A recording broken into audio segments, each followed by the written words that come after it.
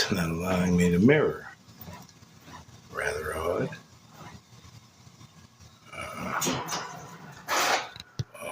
Whatever.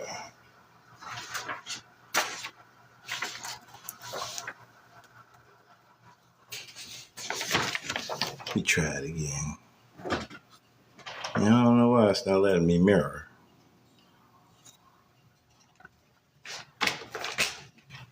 Yeah. So we'll do it this way.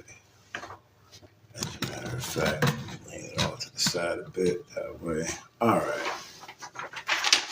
What I have here, y'all. This is the ethnicity and race identification. United States Office of Personnel Management Guide to Personnel Data Standards. So these are the national standards. All right. It says Privacy Act statement. Ethnicity and race information is requested under the authority of 42 U.S.C. Section 2000E-16 and in compliance with the Office of Management and Budget's 1997 revisions to the standards for the classification of federal data on race and ethnicity. Providing this information is voluntary and has no impact on your employment status. But in the instance of missing information, your employing agency will attempt to identify your race and ethnicity by visual observation. This information is used as necessary to plan for equal employment opportunity throughout the federal government. It is also used by the United States Office of Personnel Management or employing agency maintaining the records to locate individuals for personnel research or survey response, and in the production of summary descriptive statistics and analytical studies in support of the function for which the records are collected and maintained, or for related workforce studies. Social Security number is requested under the authority of Executive Order 9397, which requires Social Security number be used for the purpose of uniform, orderly administration of personnel records. Providing this information is voluntary, and failure to do so will have no effect on your employment status. If Social Security number is not provided, however, other agency sources may be used to obtain it. All right. It says specific instructions. The two questions below are designed to identify your ethnicity and race. Regardless of your answer to question 1, go to question 2. Okay, so question 1. Are you Hispanic or Latino?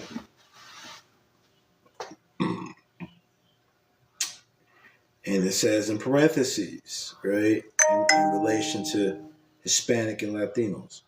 It says a person of Cuban, Mexican, Puerto Rican, South or Central American, or other Spanish culture or origin, regardless of race. By the way, Spanish was used a lot in Europe under the Moors. Okay, question number 2.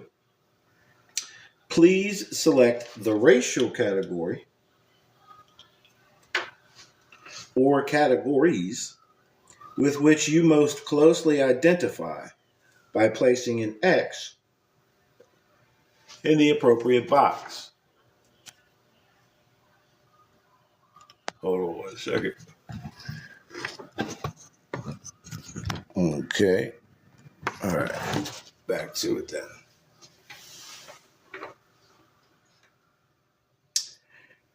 On one side, we have the racial category, and then on the other side, we have the definition of the category, okay? First, racial category. American Indian or Alaska Native. Definition of category. A person having origins in any of the original peoples of North and South America, including Central America, and who maintains tribal affiliation or community attachment. I want to take this moment to say that Moorish Americans, our ancestors came over here. We came over here. We are not American Indians. Okay? We are not the American Indians, nor are we the Alaska Natives. But we know who the Alaska Natives and the American Indians are. All right? Next, Asian. A person having origins in any of the original peoples of the Far East, Southeast Asia, or the Indian subcontinent, including, for example, Cambodia, China, India, Japan, Korea, Malaysia, Pakistan, the Philippine Islands, Thailand, and Vietnam. Okay. The next racial category is Black or African American.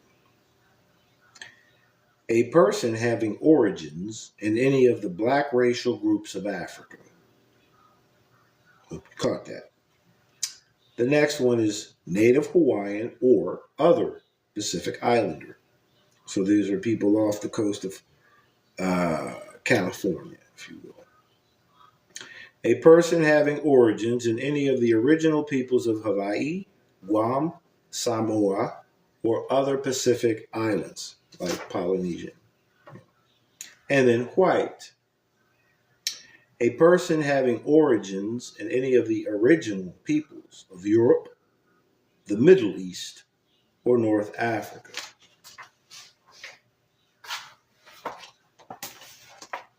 This is a book that I've put together consisting of all of the public information that I personally was able to research and find regarding the Moorish Divine and National Movement and the Moorish Americans as a whole. This deals with Noble Drew Ali specifically. All right.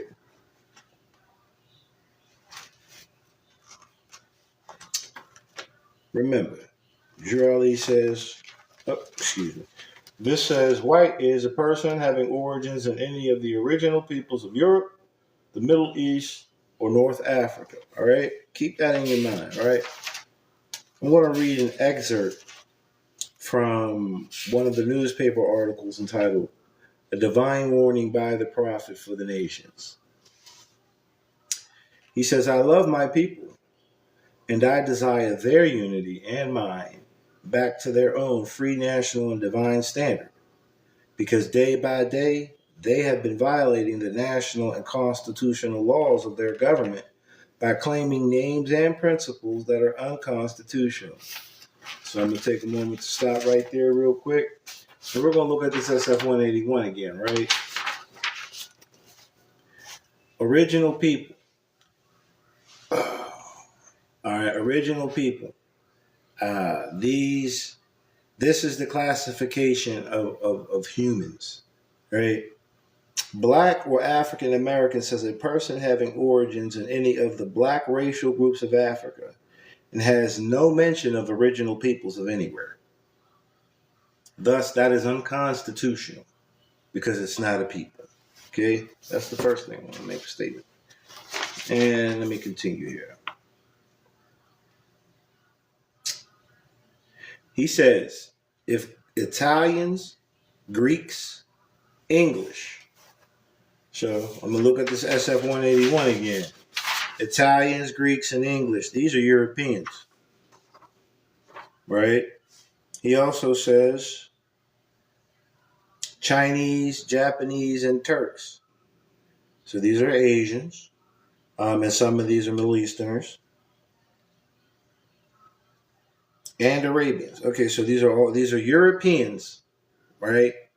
And Asian or Eurasian original peoples, right? It says if These people are forced to proclaim their free national name and religion before the constitutional government of the United States of America. It is no more than right that the law should be enforced upon all other American citizens alike. Okay. So let's stop there, right? He says that the Italians, Greeks, and the English, if the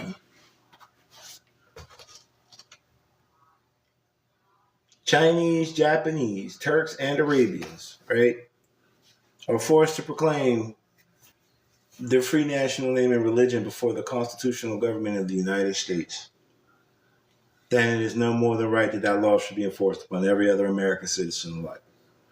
Drew Ali calls his people, the Moorish Americans,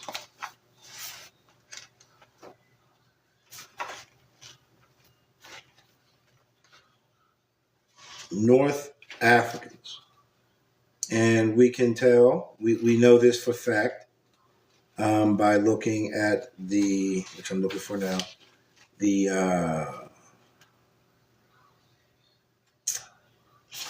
can use the 101s. We'll use the questionnaire, right?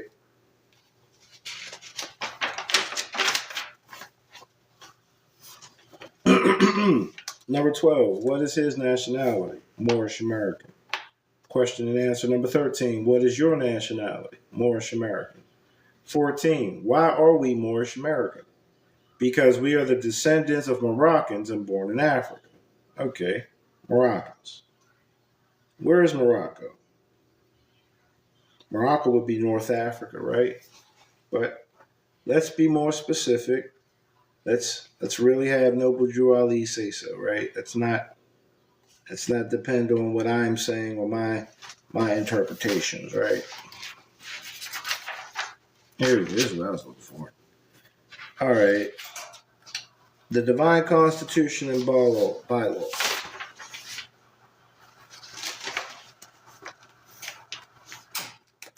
We're going to go with Act 6.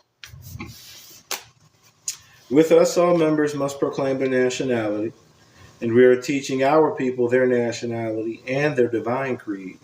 Why? Because we have to, we are forced to proclaim what?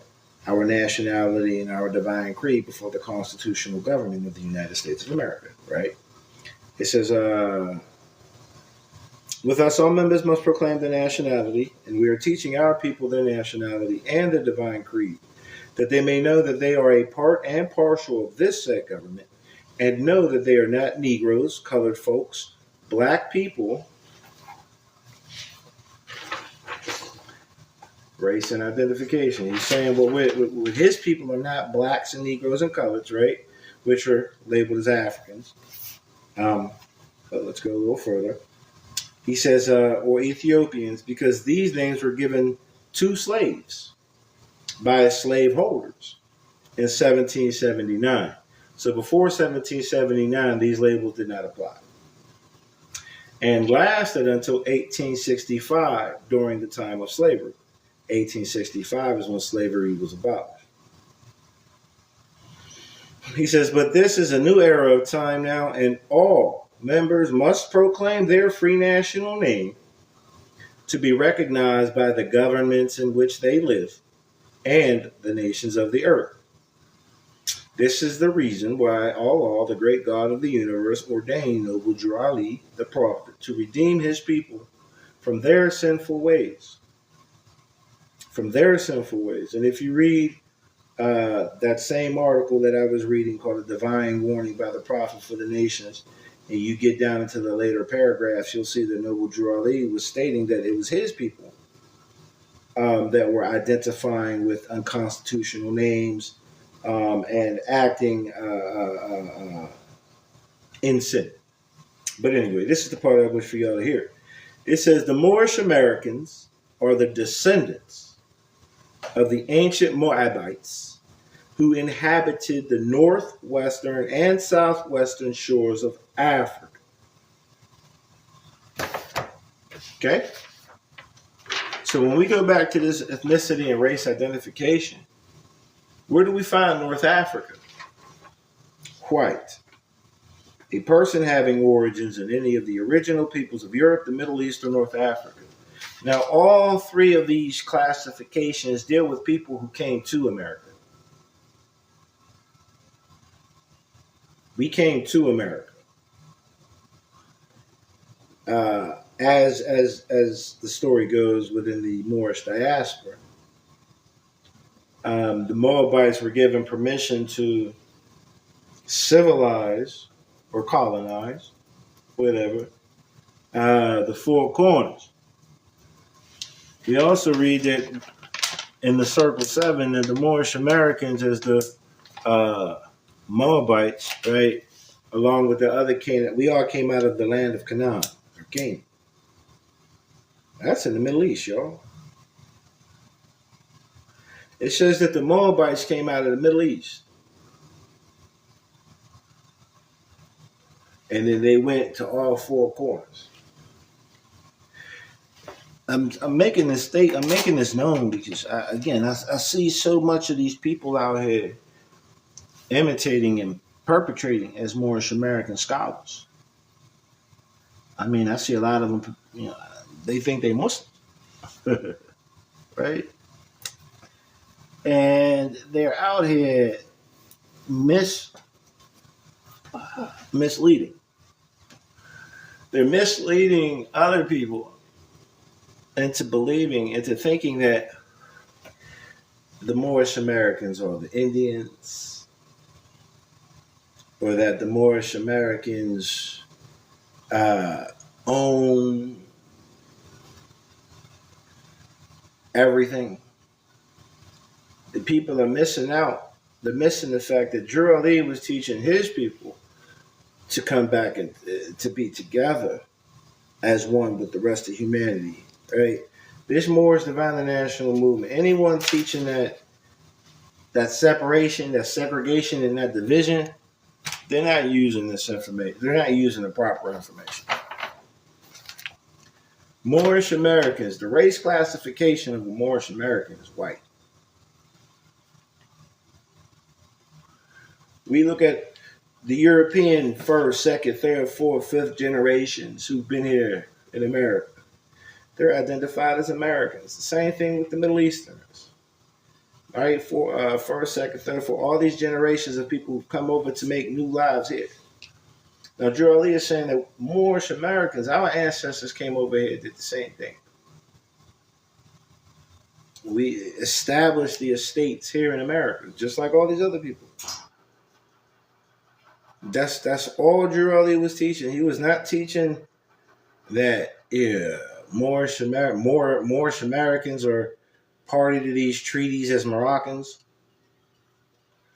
1786 treaty between Moroccans and America, that was in like the 1700s, right? Prior to 1779, Moorish Americans were not blacks, Negroes, or colors. We were here as Americans. Drew Ali has an article where he says that our light as American citizens was put out in 1774. If it was put out in 1774, that means we were already here and we were looked over. And he also says that the reason why Moorish Americans were looked over is because of them allowing themselves to be identified as other than themselves. Not that any other person said, hey, you're this. Drew Ali wasn't talking about us. Basically, Drew Ali states that slavery happened because we allowed it to happen. Sounds real Kanye-ist, When you hear these people out here talking about the Moroccan Empire, right? And then they twist it and make it seem like America is Morocco. That's not what Drew Ali was teaching. That I can tell you for sure, that those aren't the Moors in the temples, and that's not to condone what's going on in the temples either.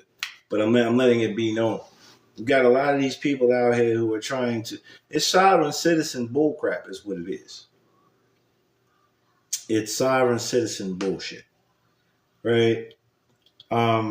Because with the sovereign citizens, you got the European nations out there saying, "Hey, this is our land," right? Now you got these Moors out here saying this is our land. And both of these groups or both of these movements um, have been infiltrated. Okay. And so again, you just have this idea. They're putting out this idea that one people are above another. That's not this movement at all. That's never been this movement.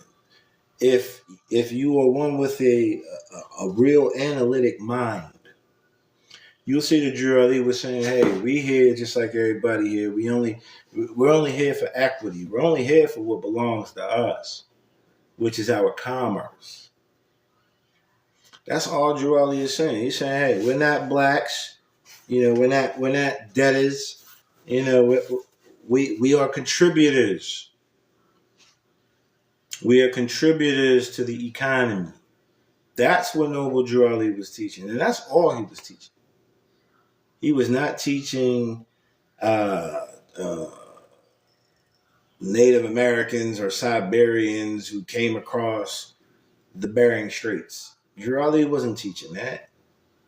That's not for us. As a matter of fact, Drew Ali says that we are to end all radical and agitating speech. Drew Ali says that anything that is said about this movement that would cause others to dislike it, it's not permissible. But look at what we have out here. We got all these weirdos out here, right, with their fezzes on or their turbans on, right, and they're acting like they're scholars and shit, right, and they're just out here giving us all this bullshit, all this trash, you know, and you got them telling you to leave America, don't deal with America. Drew Ali was all for America. Drew Ali said that he came to save this national government, USA. No, he didn't. Here, let me. Right? Right? Let's see here. I'm trying to remember. All right, so yeah. It was in the newspaper articles. All right. Let me see if I can find it. Because Drew Ali tells y'all, he tells us, he tells the people what his whole movement was about, man. And I know for a fact, without doubt or contradiction, that these people out here teaching under the auspices of Moorish science, they haven't read this, they haven't studied this, and or if they have, they're not applying everything. They're just taking portions because they don't want to be equal. Drew Ali told us about being free and equal. Right? I'm looking for a particular statement that Ali he tells you about this, what government he's with. Drew Ali tells you what government he's behind, man. And so again, once you hear this, if it's that important to you, you'll be able to identify those nut ass motherfuckers part of the show, who are out here just rambling. They're rambling and they're trying to get you off of a path. Let me see here. Yeah, Ali wasn't for the bullshit. Ali wasn't over here talking about segregation. No, the fuck he was not. Drew Ali uplifts the Republic more than anyone I've ever seen in his literature. Which again, a lot of people they just don't have this literature, but they're supposed to. They should. Where is it at here? Excuse me.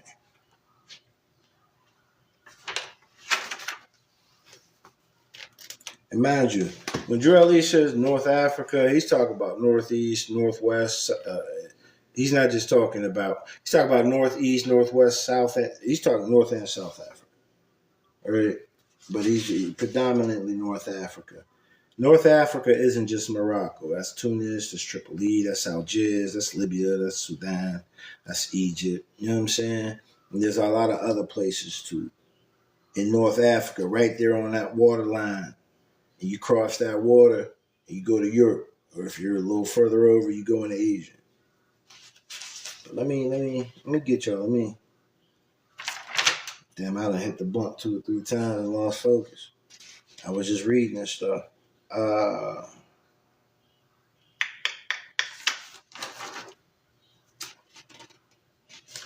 Divine warning by the prophet for the nations is so revealing.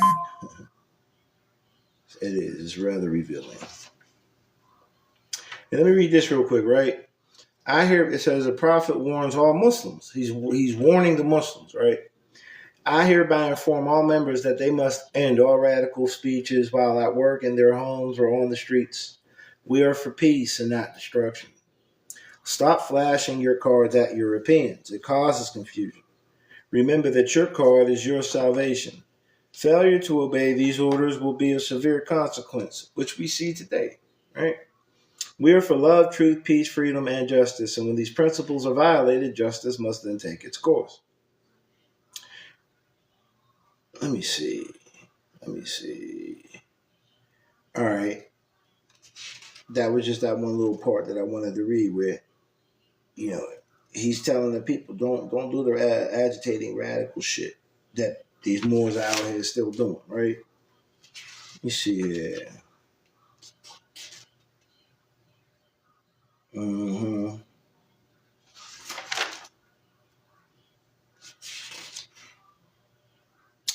Man, I'm going to read this. It says, prophet makes a plea to nation, right? I would like for you to listen, like really listen and key in on what he's saying. And I want you to take into mind, is he talking about being American citizens or is he talking something else, right? He says, our divine national movement stands for the specific grand principles of love, truth, peace, freedom, and justice. And I, the prophet, am applying to all loyal, faithful Moors, members, and the American citizens to help me in my great uplifting acts of uplifting fallen humanity among the Asiatic race and nation. For I have suffered much and severely in the past through misunderstanding of what the movement was dedicated to. It is the great God Allah alone that guides the destiny of this divine and national movement. I know all true American citizens are identified by national descent names to answer and apply to the free national constitution of this free national republic of the United States of America. That is why I am calling on all true national citizens to help me morally and financially in my great work I am doing to help this national government. For without a free national name, without a descent flag of your forefathers, there is not a national divine title of the government in which we live.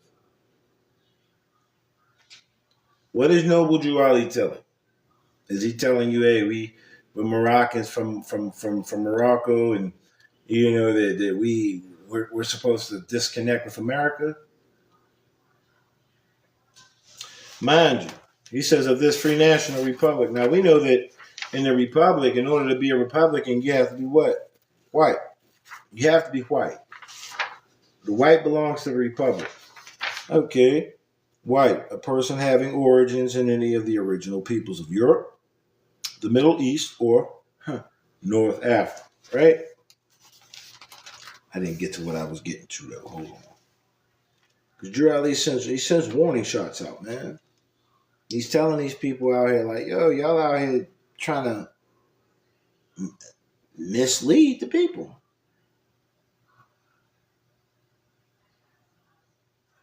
Let me see here.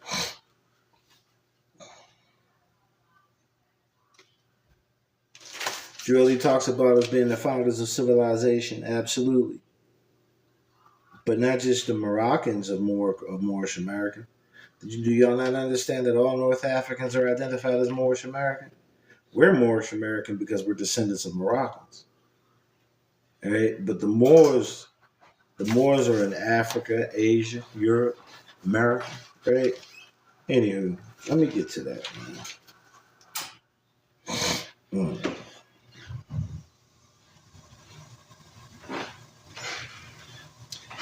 According to Drew Ali's literature, he came to save not just the Moorish Americans, he came to save all American nations. That's another thing that I just be like trying to figure out how these want to be Moors. Just y'all just decide to not put that out there like that. Ali was trying to save all the nations. He was trying to unify everybody.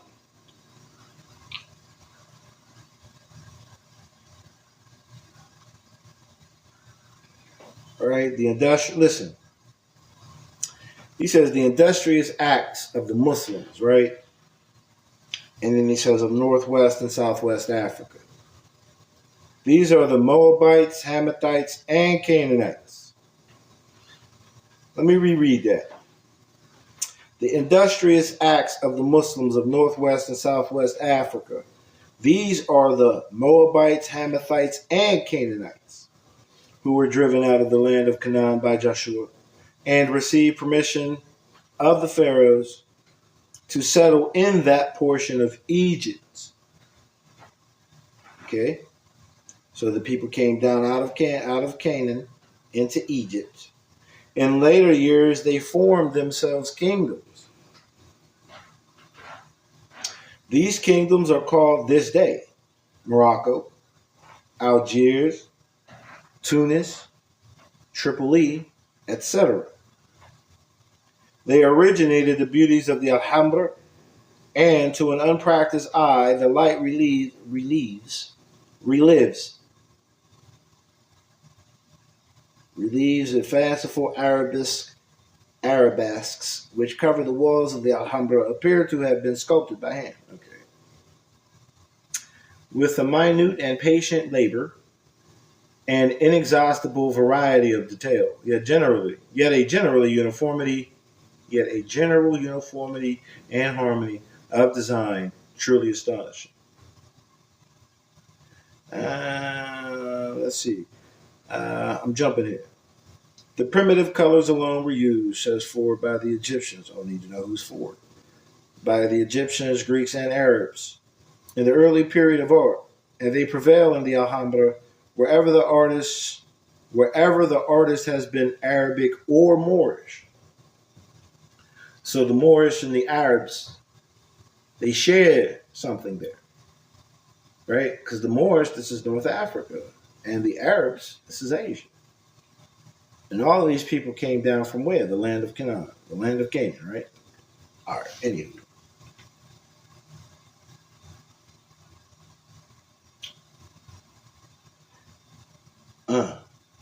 That's not even what I apologize. Hold on. Let me just get to what I was getting to. Man. Noble Drew Ali he sends his shots at people. Drew Ali's gonna send his shot. He's gonna tell them like, yo, y'all. Drew Ali had us out here voting, right? Hold on real quick. What is that? Oh, okay. Peace and love to the one person who's still on the feed with me. All right.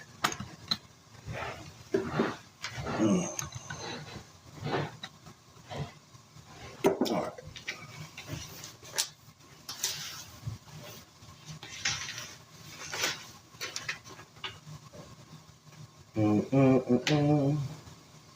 It's not that one. It's not that one. You got to take into account that Drew Ali was talking to all North African and Asian peoples to come join his organization. Not just North Africans at all. All right.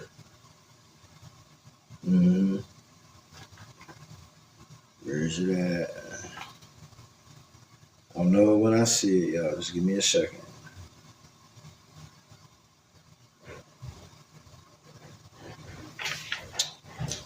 Chill, we just got too many people out here teaching their own renditions. Islam, sir. My bad. for what? I didn't think you were in the kitchen. I didn't know. I'm not in the kitchen. So I said I didn't take care of the kitchen. Oh, okay. All right. Well, it wasn't much to take care of. I, I still have to go and get some more dishwashing liquid too.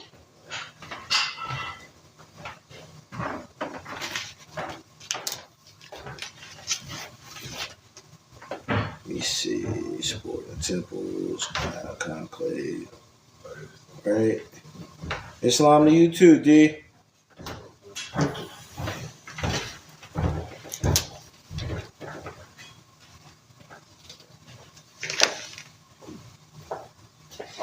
I was looking for the hug, better. Islam. Islam.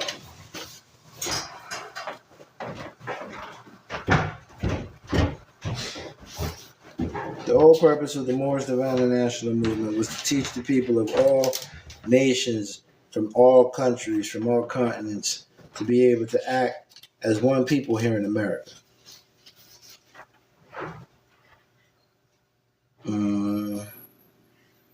Where is it at? I don't know. I'm close to it.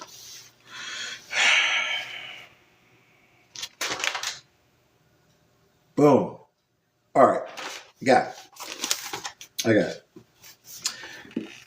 This is March 11th, 1929. Check. Make sure this is the right one. Okay. Yes. All right. Listen to what this says, right? Brother Crumbie Bay, the governor and chief head of the temple in Pittsburgh, Pennsylvania.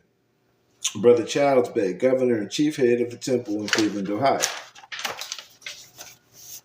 These two brothers are empowered by the prophet to investigate business, etc., of the temple number 4 in Detroit, Michigan, because Lomax Bay has violated all divine laws of the prophet even before the prophet's face on February 15th of 1929.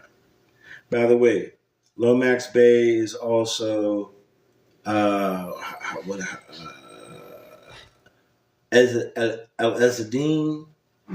called himself Al-Azadeen or something like that, right? Says he claims that the prophet has no more power and the finance from Detroit would be in his charge. He would not send any of the finance to the prophet. He yelled with a loud voice, "Look at me. I will guide you through."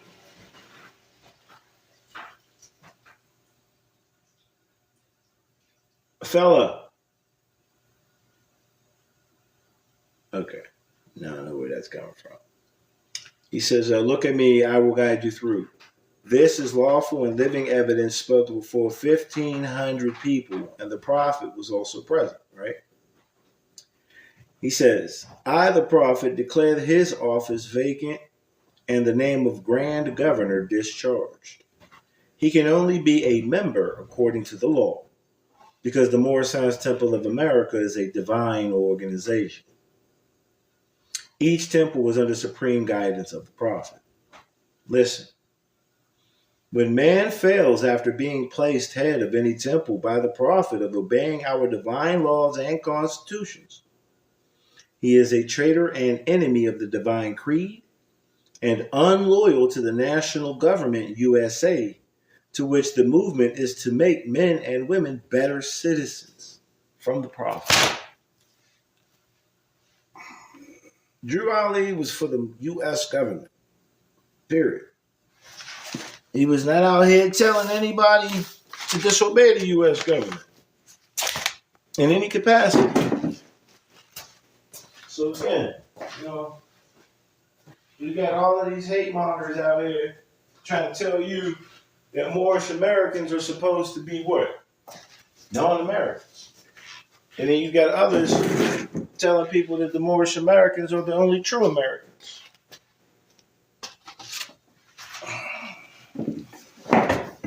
This man said we're all Americans. Big brother. This man said that, hey, tell me, as a matter of fact, this is how we gonna do this, right? So I'm live.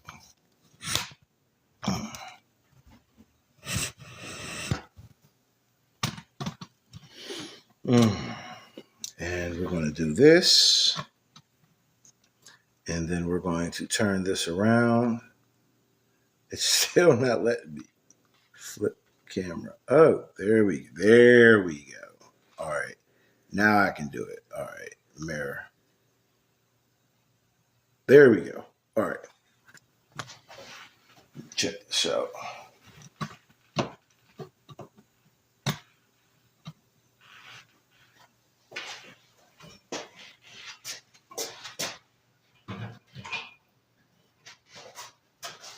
All right. Yeah. Where is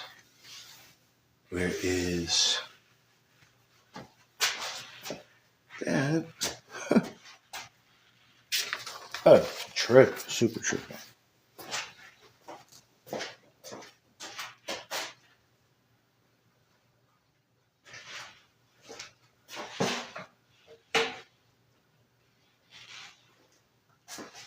All right. So let's talk about what this brother had to say, right? Because this is necessary. All right. So let's put him off over here. Check and see if that's still. Yeah. All right. So what did Drew Ali?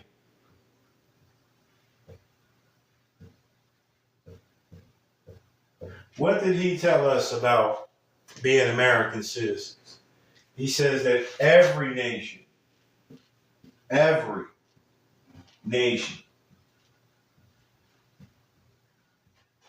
must have a national descent name. Must have a name.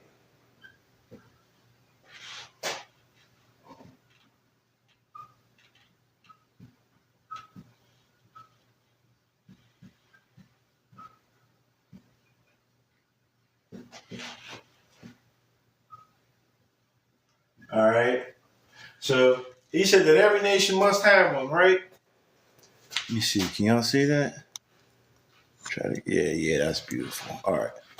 And then he called the nation of his people what? Moorish. Moorish what?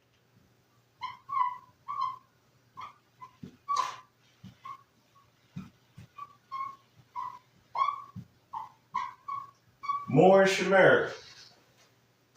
Right?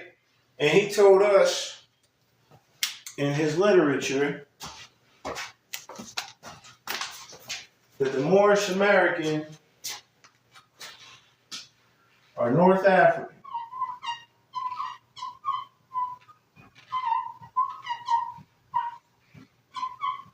North Africans in America.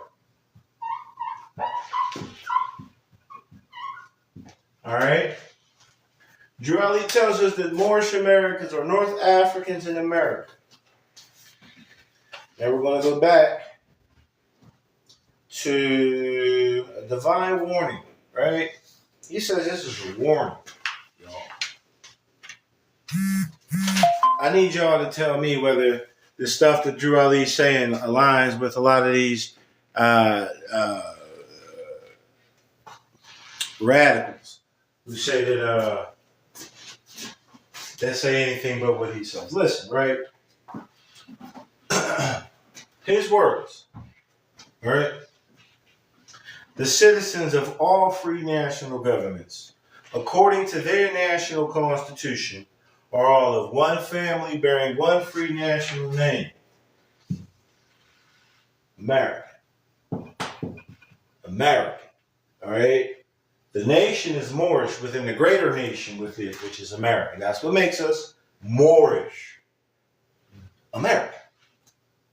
You have Italian American. You have English American, Japanese, Turkish, Arabian American. So you have the national descent, right? But then you have their affiliation to America as Americans. Listen. Those who fail to recognize the free national name of their constitutional government are classed as undesirables and are subject to all inferior names and abuses and mistreatments that the citizens care to bestow upon them. So, Drew Ali, first thing, what does he call us? What does he say? Drew Ali says that we are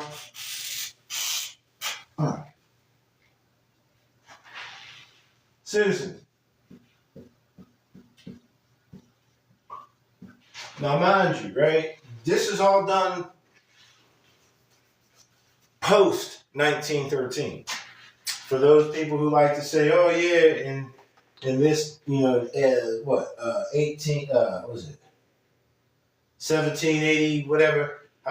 When they say that the government shut down and a new government was reinstituted, right? That made people not citizens or citizens of this.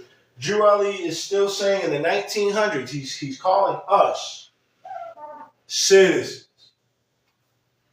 He's a businessman, mind you. All right.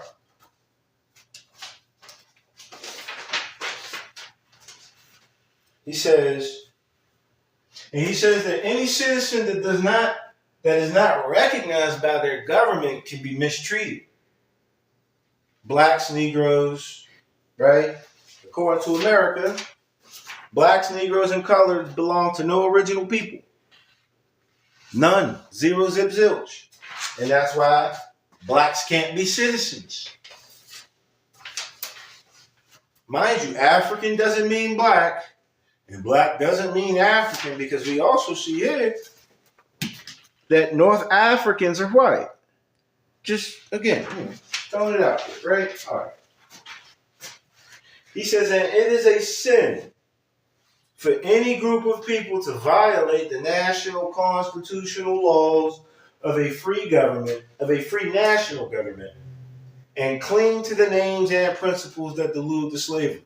So he's saying that by being identified as black, Negro, colored, African American, whatever the case may be, that you are violating the constitutional laws of your government.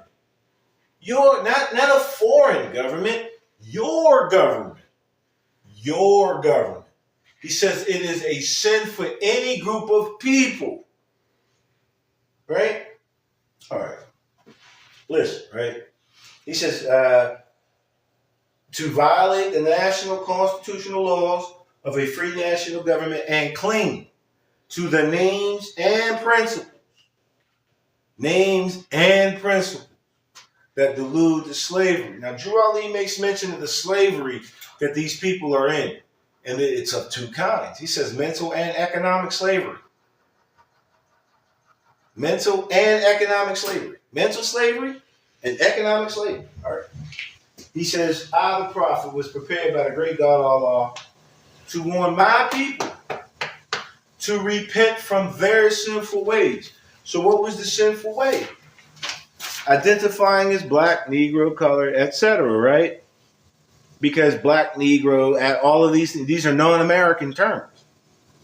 These are terms that do not belong to any American of any status. This is what he's telling you. And again, the identification and race classification, right? Black, a person. Pardon, I can't even see it like that. My bad. Hold on, let me see. Anyway, let's definitely go ahead and download this. But it says black, a person having origins in any of the original black racial groups of Africa, not any of the original peoples. All right, this is black racial groups. Keep that in mind, right? Jurali is saying that the Moorish Americans are violating by identifying as other than an American. I need y'all to catch that, right? All right. Anyway,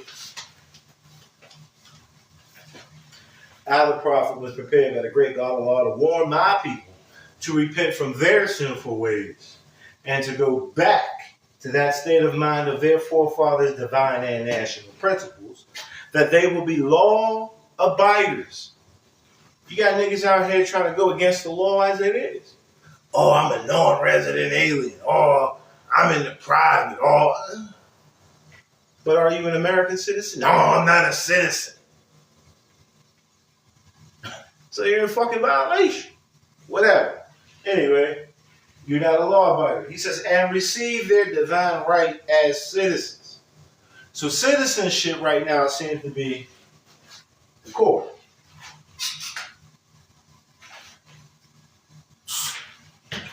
Citizenship is what he's talking about right now. And we know that citizenship relates to civics. Okay? And civics deals with people in cities. All right? It's your legal identification in relation to your assembly, your government. Period. We'll just say that. All right. All right. He says, according to the Free National Constitution that was prepared for all free national beings. So he says that the Constitution that he's following was prepared not just for the Moorish Americans, but for all free national citizens. All. So what Constitution is that? Remember, in the beginning, he says the citizens of all free national governments, according to their national constitution, are all of one family, bearing one free national name. Then down here, again, he says, well, I just have to read the whole thing. I, the prophet, was prepared by the great God of law to warn my people to repent from their sinful ways and go back to that state of mind of their forefathers' divine and national principles, that they will be law abiders and receive their divine right as citizens according to the free national constitution that was prepared for all free national beings. They are to claim their own free national name and religion. So I'm supposed to declare my free national name, American, and my religion, Islam. I'm a Muslim American. That's simple. It's that simple. Right? And I'm of Moorish descent. But there are Arabs, there are Turks, there are all other kinds of people who are also Americans and Muslim. Good, right? Anywho, he says there is but one issue for them, meaning the Moorish Americans, the ones that were blacks or whatever, there is but one issue for them to be recognized by this government. So what government is he talking about? What government is Noble Drew Ali working for? Who is he working for?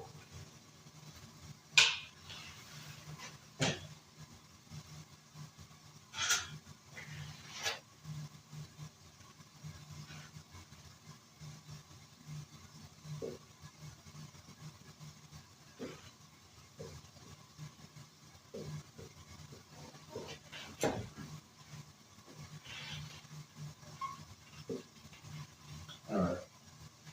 North America. The U.S.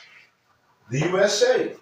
Now you got a lot of people out there, the U.S. and the USA, they're different. They tell you they're distinct. Well, I'm going to let you know right here, and you'll hear it when I speak it, that Noble Drew Ali made no distinguishment. He did not make any distinguishment whatsoever. Right? There we go. So, listen.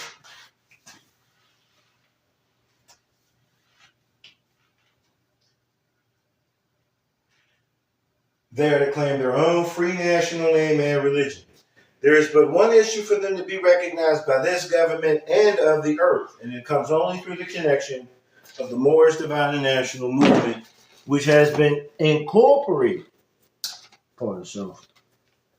Shoestring came loose. Over there tripping.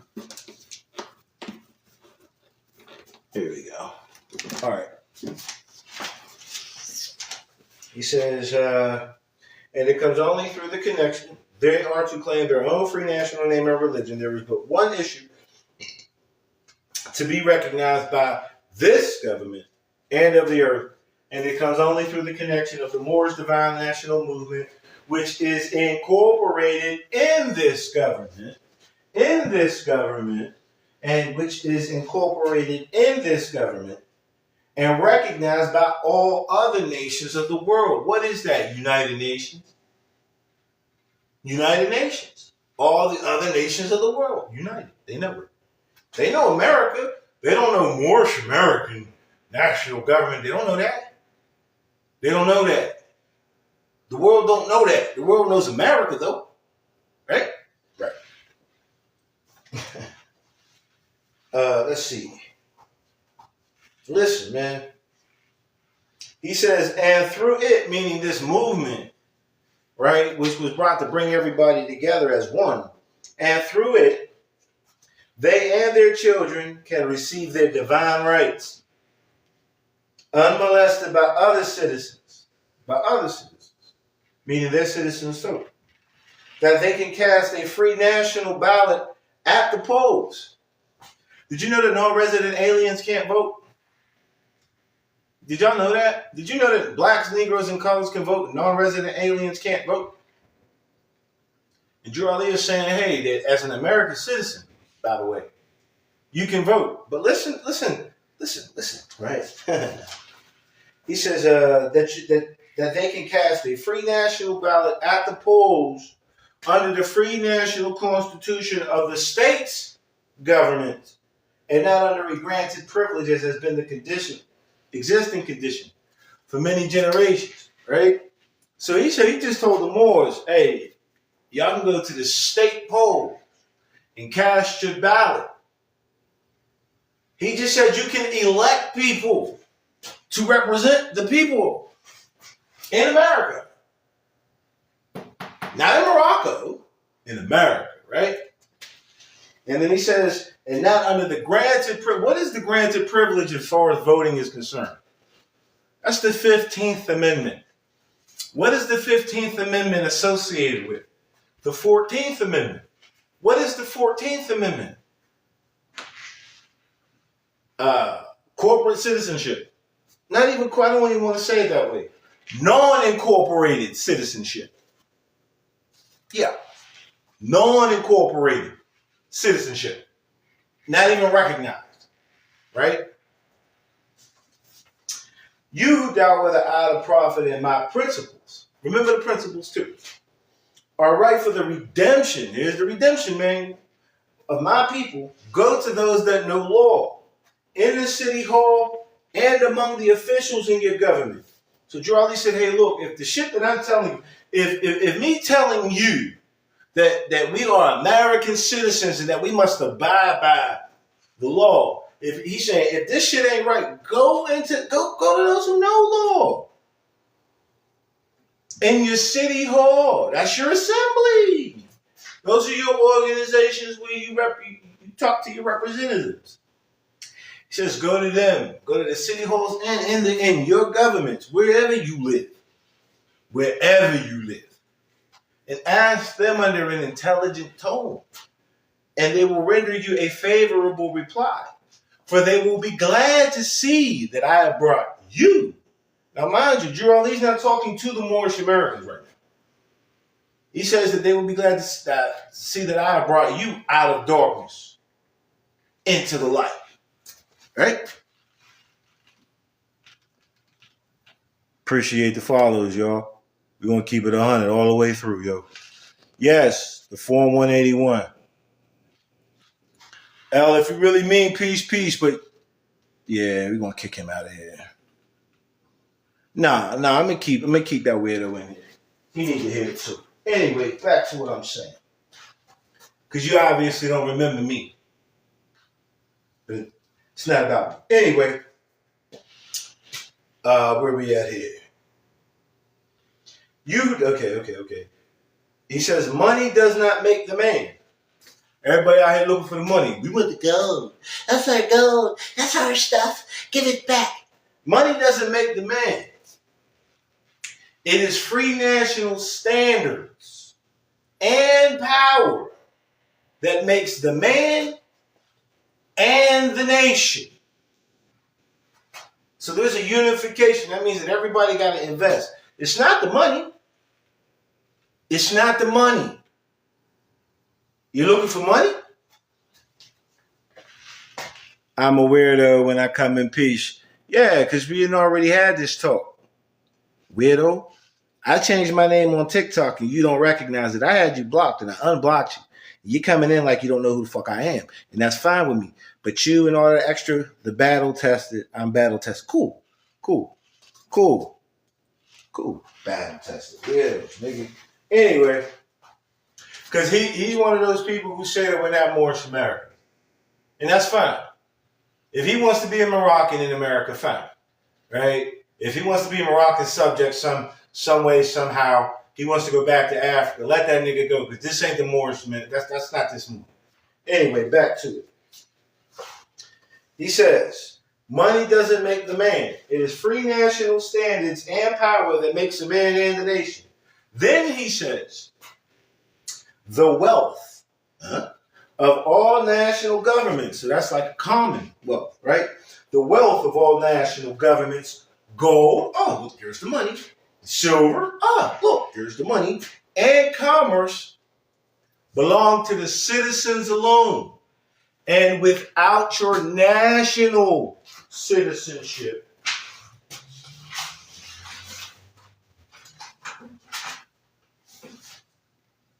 he says, without national citizenship,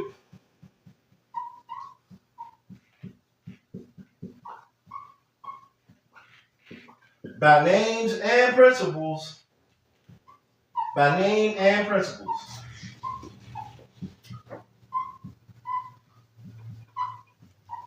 you have no true wealth.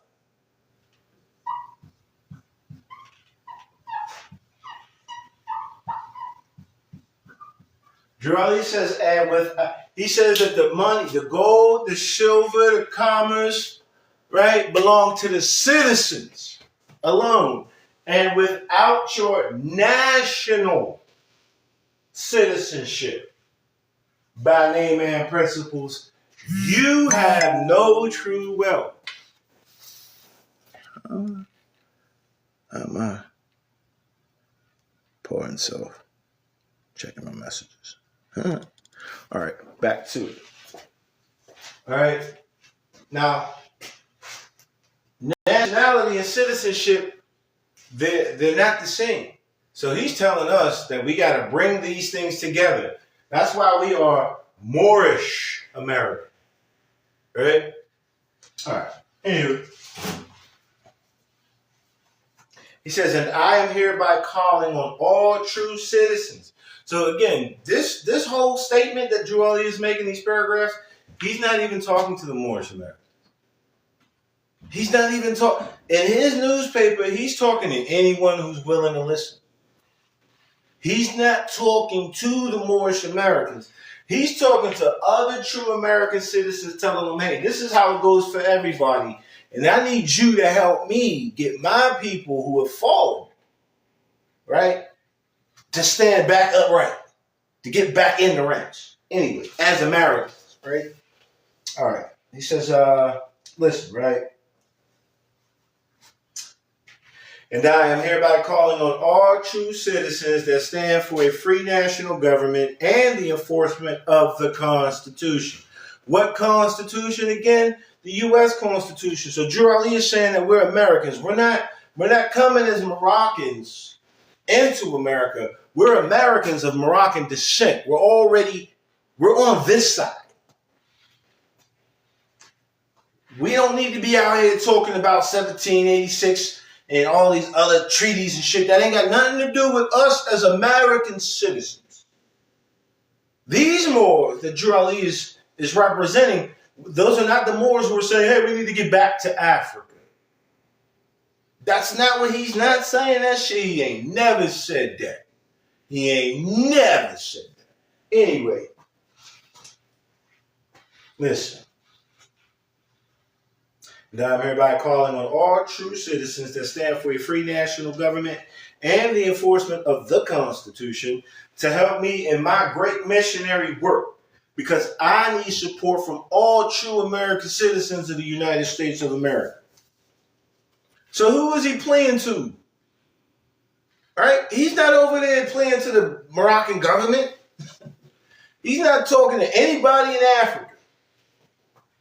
He's not talking to anybody in Africa, in Asia, or in Europe. He's not. He's saying, hey, everybody here who identifies as an American, I need your help. Your help to get my people back. Drew Ali is aligning his people with Americans, not Africans.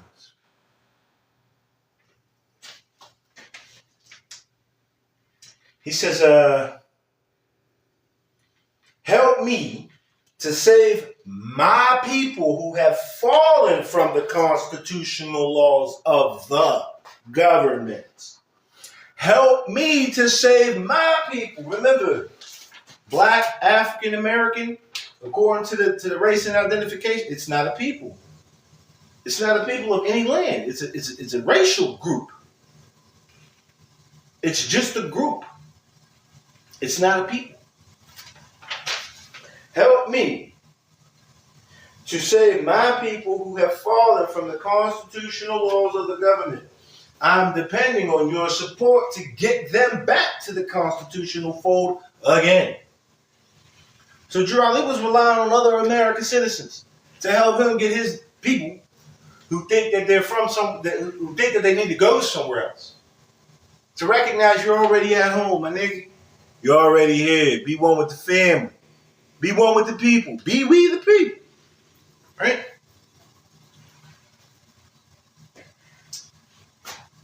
Says, I'm depending on your support to get them back to the constitutional fold again, that they will learn to love instead of hate, like L's a hater. You know what I'm saying?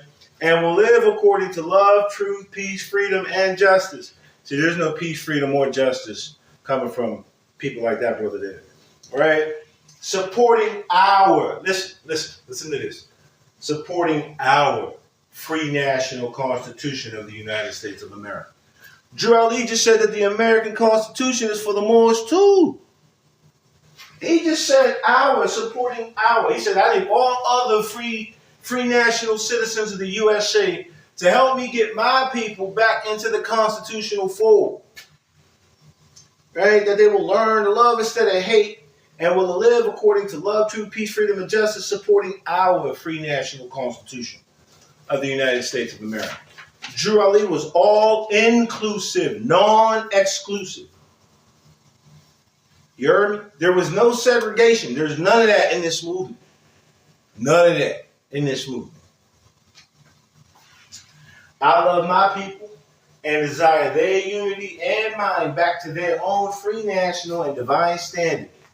Because day by day, they have been violating the national and constitutional laws of their government by claiming names and principles that are unconstitutional. SF 181, Black or African American. What did he say? He said because day by day, they have been violating the national and constitutional laws of their government by claiming names and principles that are unconstitutional. He said, help me get my people to understand that they're not niggas. They're not blacks. That's not them. They're white. They're North Africans, Europeans, and Asians, Middle Easterners, right? They're white. They're not black. Right? White is the status. That is the correct status. Right? All right. Listen, right? Because then he goes on, he explains, right? He says, if Italians, Greeks, and English, that's Europe, Chinese, Japanese, that's Asia, Turks, and Arabians, that's Eurasia, are forced to proclaim their free national name and religion before the constitutional government of what? Of the United States of America. It is no more than right that the law should be enforced upon all other American citizens alike. Now, mind you, what did he say? Italians, Greeks, English, Chinese, Japanese, Turks, and Arabians. According to White, the person having origins in any of the original peoples of Europe, the Middle East. Those are Europeans, Middle Easterners, right? And those are even Asians, right? Middle East is Asian. Mind you, he called us, we're North Africans. And again, we're looking at the race identification under the U.S. government, and white identifies European, Middle Eastern, and North African descendants. Okay? That's the race. You heard me? All right, listen. And he's saying that if these Europeans and Middle Easterners are forced to proclaim their nationality and their religion before this government, we got to do it too, right? He says in all other governments, when a man is born and raised there and asks for his national descent name, and if he fails to give it, he is misused, imprisoned, or exiled. You saw what the rise of the Moors faction did, right? They on that extra weird, again, they on that other shit, right? They weren't national citizens. They were asked to audit. You have no identification that says, hey, you're an American. None. They had none. They had those little RV Bay bullshits. 100. Yes, they did. They definitely did. You know what I'm saying? Made the Moors look very, very bad. Because this is the radical, agitating BS that's coming out of these sovereign citizen movements. I'm speaking to you all from a perspective. I was a part of it. I wasn't a part of the Rising Moors, but I was a part of that whole idea, that whole diaspora, until I realized this is soft sit bullshit. That is not what Drew Ali was teaching. Anywho, let me get back, right? Listen. He says in all other governments, when a man is born and raised there and asks for his national descent name, and if he fails to give it, he is misused, imprisoned, or exiled. And that happens for any group of people that fail to answer up to the constitutional standards of law by name and principles. Are you an American? No. Okay, then you're not you're under our protection, but you're not one of the people. Oh, yeah. Again, that radical BS that they be popping out there, that's why they get jammed up. Because you can't call yourself Moorish American and then be like, I'm a non-citizen. Fuck you mean? What do you mean? Anyway, Drew Ali never taught that Moorish Americans were non-citizen nationals. He never taught that we were non-resident aliens. He never taught that. He never taught naturalization. He didn't teach that. Not at all. And again, these are his words. This isn't me. These are his words. Right? All right. He says, because to be a citizen of any government, you must claim your national descent name. Because they place their trust. Let me write that down. Because they place their what? Remember, he told you without your national citizenship, without your national citizenship, you have no true wealth, right? And now he's telling us, now he's telling us about trust. He's saying that we place our trust, right? A lot of people, I just hear a lot of people talk about trusts. All right? He says because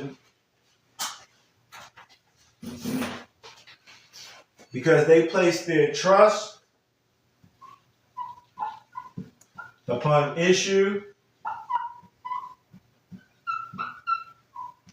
and names formed by their forefathers.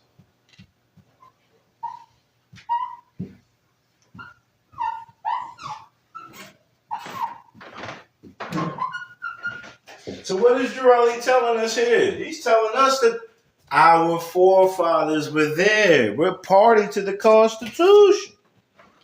That's what he's telling you. And that the trust, because, we have to claim who we are because we place our trust in God. We trust upon issuing names formed by their forefathers. So we must have been party to the U.S. Constitution whenever they formed a more perfect union. All right? All right.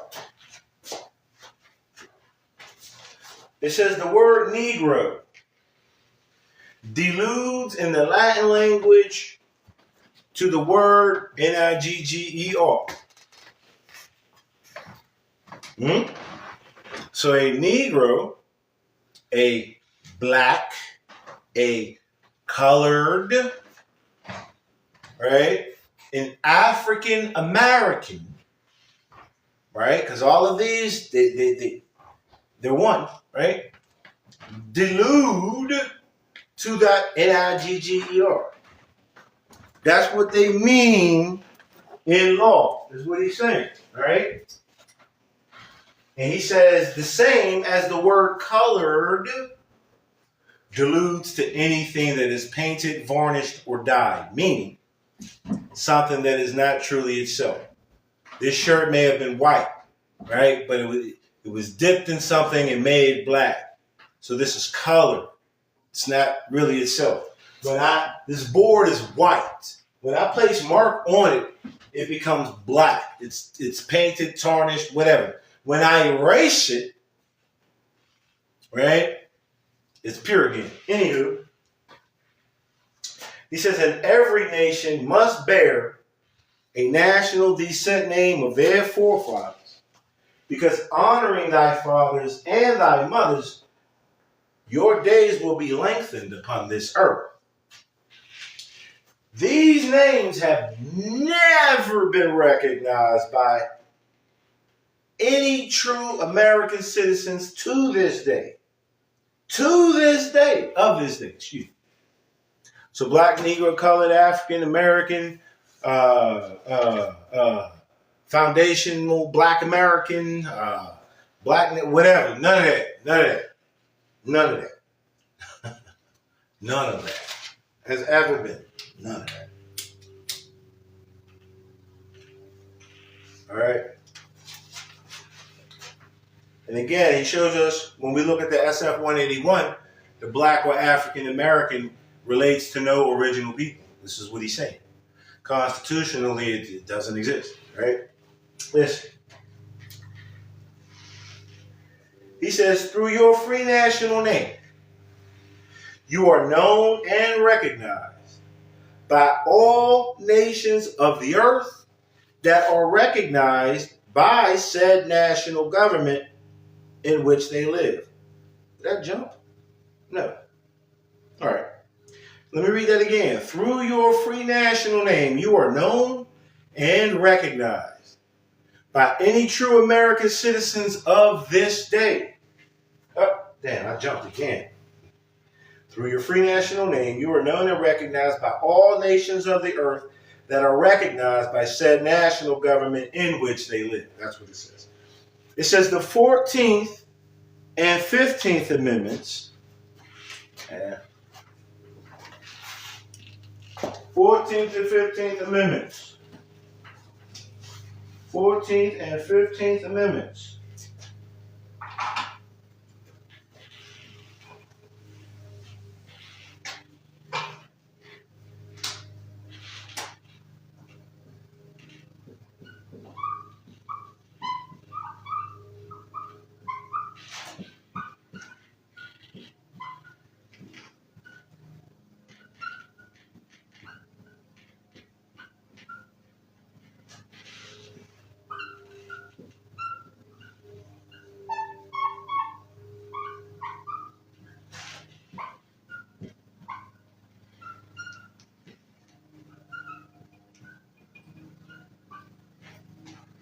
All right.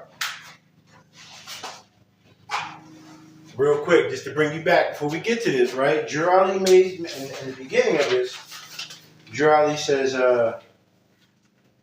and through it, they and their children can receive their divine rights unmolested by other citizens, that they can cast a free national ballot at the polls under the free national constitution of the state's government and not under a granted privilege as has been the existing condition for many generations. 15th Amendment, this is what he's talking about. This is what he's talking about. This is the granted privilege voting that is attached to the 14th Amendment. All right, now let's get back into it, right? The 14th and 15th Amendments brought the North and South in unity, placing the Southerners who were at that time without power with the constitutional body of power. And at that time, 1865, what's so important about 1865? The abolishment of slavery. Yeah, absolutely. All right. There. Where we at? Okay. 1865, right? That was the abolishment of slavery. All right. It says, and at that time, 1865, the free national constitutional law that was enforced since 1774. So let's go back to the beginning of the USA, 1774, right?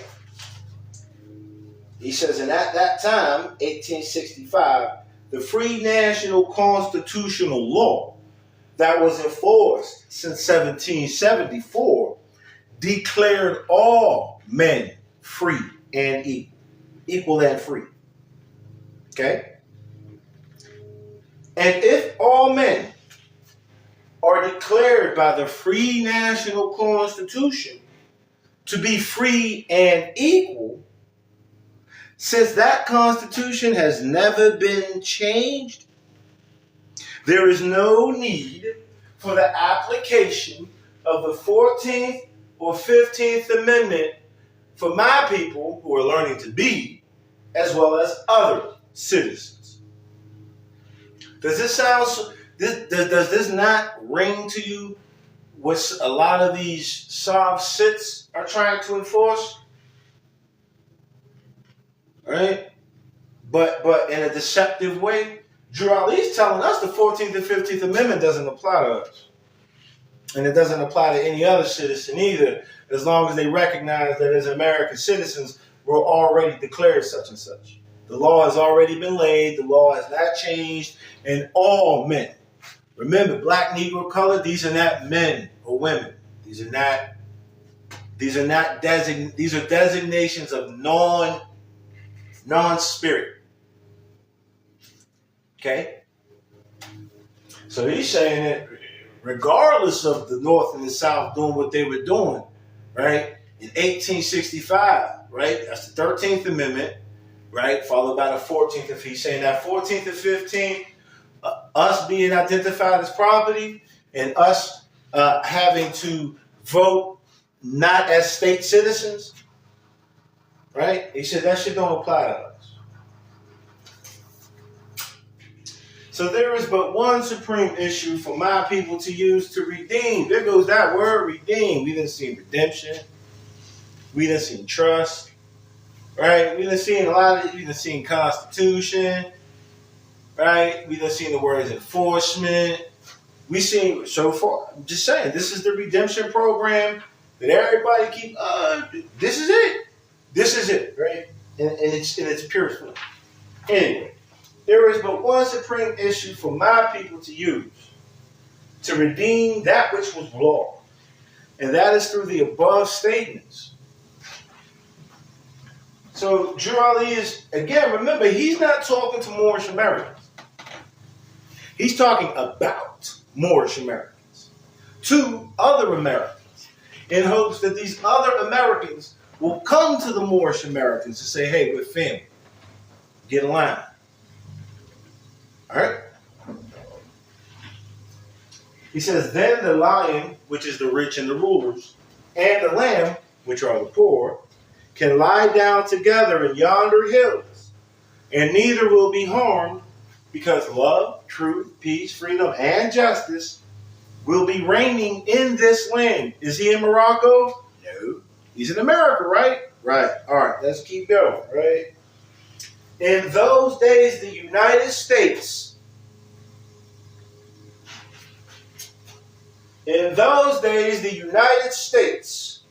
will be one of the greatest civilized and prosperous governments of the world.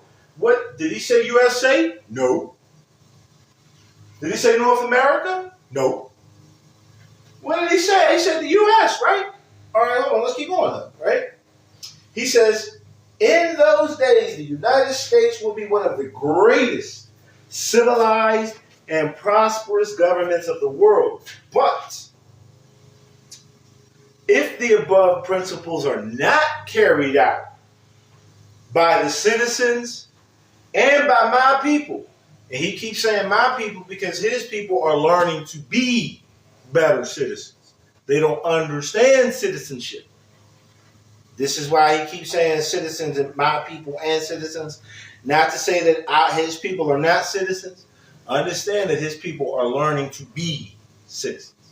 Okay? Keep that in mind. All right. He says, but if the above principles are not carried out by the citizens and my people in this government, the worst is yet to come. Because the great God of the universe is not pleased with the works that are being performed in North America. Dang. By who? By my people. By the Moors, not by the Europeans, not by the Asians, not even by the Africans, but by these Moorish Americans. The Moorish Americans are the ones who are violating to this day. To this day. You heard? All right. He says, but if the above principles are not carried out by the citizens and my people in this government, the worst is yet to come. Because the great God of the universe is not pleased with the works that are being performed in North America by my people. And this great sin must be removed from the land to save it from enormous earthquakes and diseases, etc. Real quick moment to consider. I've seen many earthquakes and all types of disease and etc. Which means that shit's not being carried out right. Let's continue. All right. He says, and I, the prophet, do hear and believe that this administration of the government, being more wisely prepared by more genius citizens that believe in their free national constitution and laws, and through it, and through the help of such classes of citizens, I, the prophet, do hear and believe that this administration of the government. So that's one thing. He believes in the administration of the government, and he's not the president. Okay? He's not the president. All right? Of America. He's not the president of the United States. Right? Because you got some Moors who want to believe that. Right? He says, and I believe, and I do hear and believe that this administration of the government, being more wisely prepared by more genius citizens, okay, so he's still riding that citizen wave, that believe in their free national constitution and laws, and through the help of such classes of citizens. SF 181, classes of citizens. What did he say after that? I, the prophet, truly believe that my people will find the true and divine way of their forefathers and learn to stop serving carnal customs and merely ideas of man that have never done them any good, but have always caused them harm. Always. That have always harmed them. Excuse me. Okay? So I, the prophet, am hereby calling aloud with a divine plea to who? To all true American citizens, not to the Moorish Americans alone. Drelly was not just talking to these Moors. He was talking to everybody. So again, this is an all-inclusive movement. This is not a separatist or a secular movement. When Drew Ali says, if you love your race and if you have race pride and you love your race, join this movement, that was for everybody. That was for everybody who identifies with the white race. Everybody. Not just some. It's universal. It's applicable to everybody. So I, the prophet, am hereby calling aloud with a divine plea to all true American citizens to help me remove this great sin, which has been committed and is being practiced again by my people in the United States of America. Wait a minute. So he done used North America, United States, and the United States of America interchangeably. He wove them together interchangeably. North America, he said that here in North America, this great sin is being practiced by my people. He said that if we could get my people back on track, that the United States would be the greatest government, the most prosperous government. And then he says, again, that this is being practiced by his people in the United States of America. He used all three. He didn't, there was no difference. There was no differentiation. All right? He says that this great sin, which has been and is being practiced by my people in the United States of America, because they know it is not the true and divine way, and without understanding, they have fallen from the true light of truth, of knowing, into the utter darkness of sin, being debtors. And there is not a nation on earth today that will recognize them or respect them socially, religiously, politically, or economically, etc., in their present condition of their endeavorment, in which they themselves try to force upon a civilized world. Y'all niggas out here acting, no one's going to respect the Moors if we're acting. The fact that the Moorish American has gotten away from the name of slavery, right, does not help them because they have not gotten rid of the principles. Drew Ali said you got to get away from the name and principles. Principally, no one is recognizing the Moorish Americans. Where are we at? Socially, religiously, politically, or economically, because of the shit we're doing or not doing. And that's also what happened back in 1929 when these Moors was acting non-ethical and they infiltrated and they distorted, and that's what we're dealing with now, a whole bunch of distortion because people won't adhere. But let's get back to it, right? Listen. He says, they will not refrain. Remember, he's talking to other people about his own people. They will not refrain from their sinful ways of action. Sin means debt. Just keep that in the back of your mind for redemption purposes, right? They will not change their sinful ways of action, and their deeds, right, have brought Jim Crowism, segregation, and everything that brings harm to human beings on earth. What brought Jim Crowism and segregation and everything that brings harm? These Moors out here not being 100 with the rest of humanity is what did it. That's what did it. Because these people do not desire to operate as true American citizens, they brought all that shit on themselves. And we still see it. I see it. I was a part of it. I thought I was riding high. I'm a Moorish national, all that extra shit.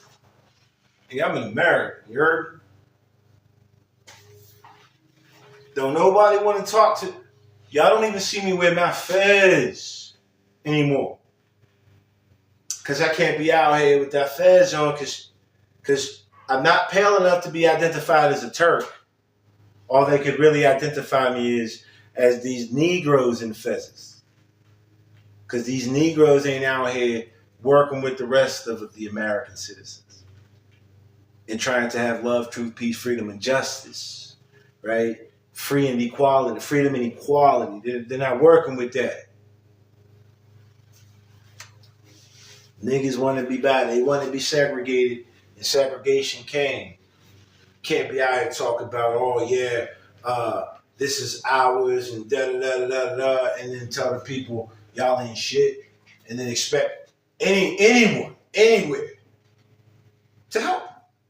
If you out here stomping on everybody, ain't no one gonna come and help you. Can you tell me the history of the Fez? Nah, I'm not doing all that right now. I'm not doing all that right now.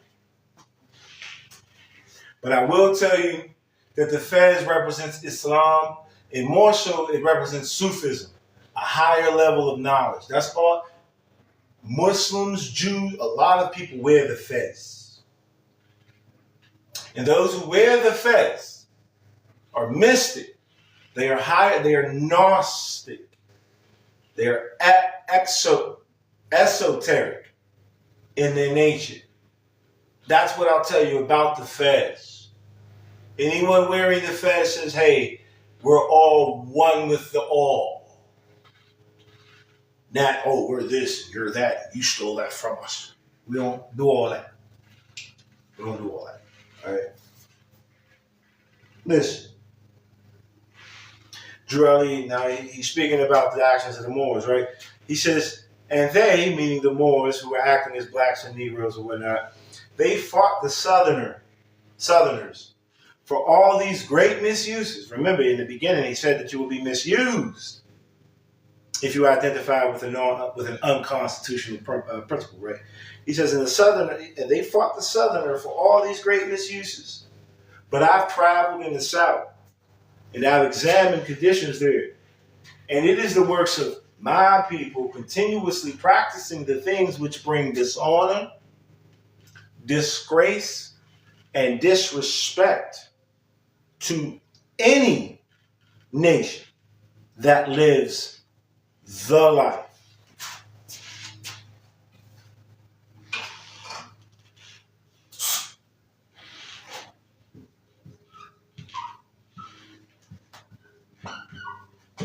One life to live, one love, one life, right? You got all these Moors out here talking about, oh, these Europeans, these other people, they stole our way and our customs and our this, and like there was any other way to do it. There's only one life to live. There's only one constitution to follow. We must live the life accordingly. Drew Ali's telling us that it was us out here wilding, which causes disrespect, disgrace, and dishonor to any nation that lives the life. The life. They ain't steal nothing. Drew Ali is telling us that some people lost their way. And now you got all these other nut-ass numbskulls out here talking about, oh, they done stole.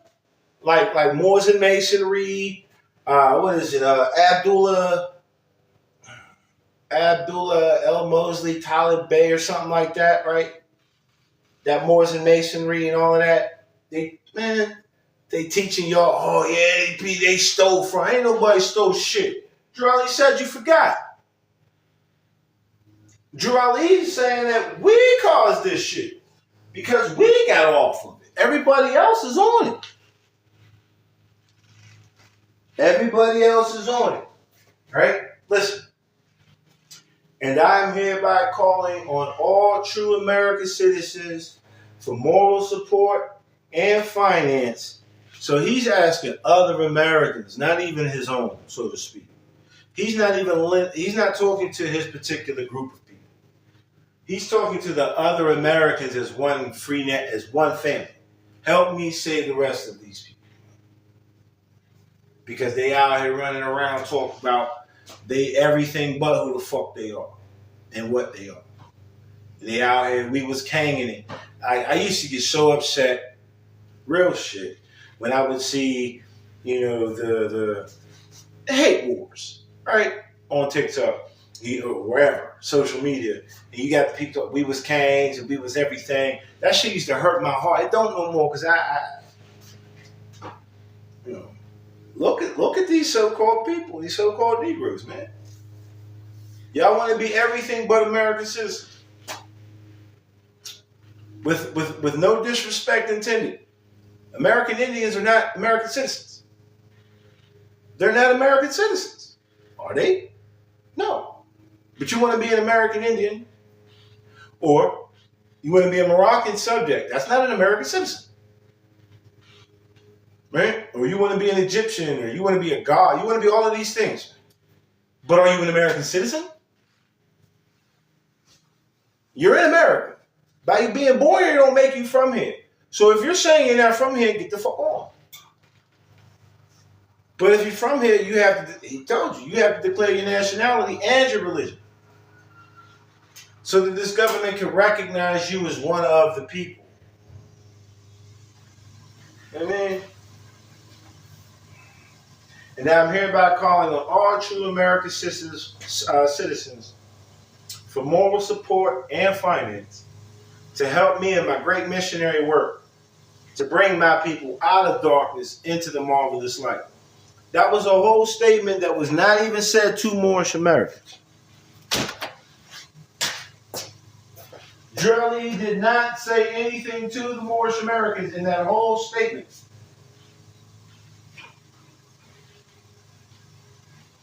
Drelly said that his people refused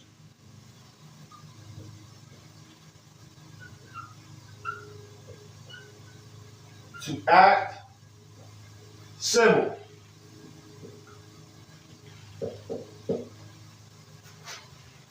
He said that they're trying to force bullshit upon a civilized people, upon a civilized world. These are not my words. It's what Drew Ali had to say about these Moorish Americans who don't know who they are. Let me give y'all some more, man, since we on it, man. I got up, man, right? It's been a while since I've been up here, too. All right, we have 41% on the phone. Coolio. You got Moors out here who I've heard people talk about, oh, we're not supposed to be voting. Now, if you were with me through the beginning of this here, you'll see that Jordan was already talking about voting, right? But let's get a little deeper, right?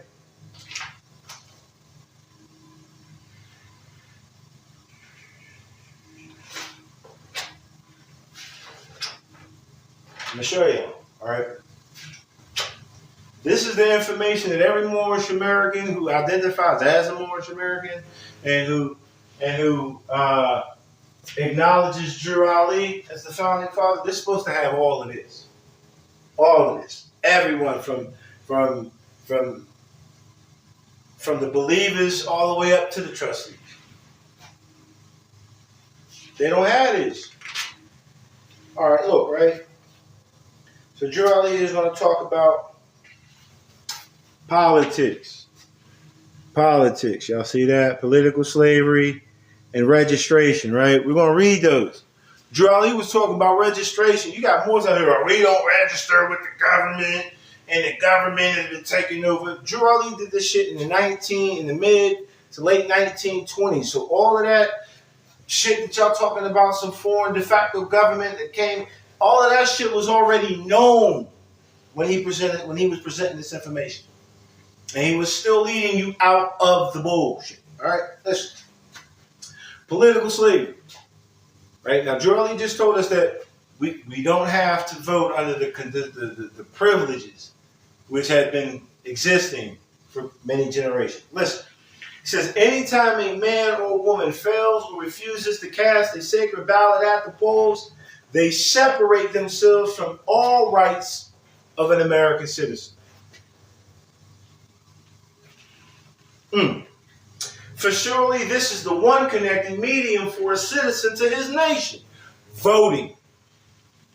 Everybody out here crying about what's going on. No one voting for anyone. No one is running for these positions in order to be a representative of the people. Y'all out here bitching and complaining, but then no one's stepping up and saying, hey, look, vote. And those who are, because I know people out here running for, certain positions in local government and whatnot. None of the people want to come together and vote. That ain't, how you going? They become no more than belated beasts of burdens. There are reasons why classes, more or less who are independent, take no part in politics, since they say they get nothing out of it in such the way of material gain. This is no less than a political slavery, since they say they get nothing, since they refuse to voice their sentiments at the polls. So all these people out here bitching, but ain't nobody going to the polls and saying, hey, we want to put this sister in office. We're going to vote for her because she reflects the cause of the people. She's going to lobby for us as a people. You're just out here crying about some shit, but ain't doing anything active, right, to change your condition. Listen, man. Another form of political slavery, which is probably more prevalent among the less independent classes, is that of being forced into one of the major parties and they're bribed, coerced, or otherwise forced to vote the wishes of someone else, regardless of their own minds. So he's saying that another issue is y'all just accepting whatever. And mind you, this is a recognition of the Democratic, the Independent, and the Republic. Right? Because the Republic. Yes, the Republic. The Democratic Republic. It's a balance. Our niggas need to understand balance. But he's saying that there's other political parties. And that some of the people are just being ushered in. Hey, just accept these are the people on our ballot. They don't even know any better. Oh, we'll take the lesser of the two evils. Type shit, yeah? Listen. Before there can be general relief for the economic good of all. For the economic good of who? Of all. Remember, this movement is all-inclusive, non-exclusive. Right? Before there can be general relief for the economic good of all forms of political slavery must be abolished, and every citizen must take his part in the affairs of the nation. If you want some change, go learn what it takes to be that person and then go out there, start your campaign. Drew Ali had all types of campaigns. Right? Drew Ali, under the order, instruction of Noble Drew Ali, the very first quote unquote black or African American senator was elected into office. Let's read on. This one is entitled All Registering, right? It says the 3,000 Muslims of the Grand Temple and the West Side Temple are making ready to register every man or woman in order to take the lead for the various candidates whom they have been instructed to vote for. Are we supposed to be out here voting? Because I hear a lot of these nut-ass niggas, we don't vote. It's particularly the Moorish Americans. Anyway. Alderman Lewis B. Anderson. The Honorable George W. Blackwell. The Honorable Oscar DePriest. The Honorable H. Jackson. All working through their Republican organizations, of which the Honorable Daniel M. Jackson is our matchless leader. All know the whole situation and have their own way and time to give the order to go, and the Muslims will be ready. So he just told you what political party we're supposed to even be dealing with. He mentioned all of these so-called black people who are working with the Republican through their Republican organizations. See, in the Republic, you got to be white to be recognized as having right of claim to the land. You have to be white. SF 181, North Africans. Okay.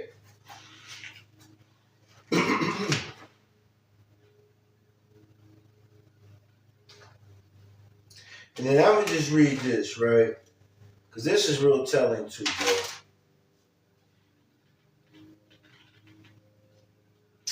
So this is called, and I hear this a lot in the Moorish Movement, particularly dealing with those who are in the temple organization, those who are organized in any capacity, right? There's a statement that says to be read at every meeting, right? And this is a warning shot. This is a warning shot, right? Jurali, you gotta let it be known who's really behind him, who's with him, and who's out here trying to do something negative, right? So I'm gonna read this to y'all. Just give me a second. And I want y'all to listen to it. All right? Because Jurali tells you who the enemies are. He tells you why the enemies are doing what they're doing.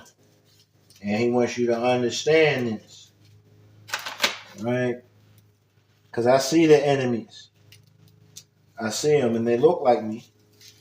You know, they look like me wearing all types of Islamic regalia, regardless of their skin tone. But hold on, give me 1 second. We talking about that SF. We talking about shit, nationality, right? Citizenship, right? Rights of citizens. We talk about trust. We talk about redemption. You know, all of these things were mentioned just in Drew Ali's one article. All right, here we go. Here we go. All right.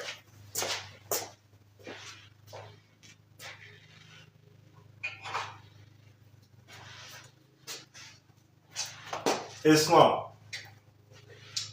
I am glad to know that I have a few faithful Moors among you all, and I desire for them to know the truth and the divine truth.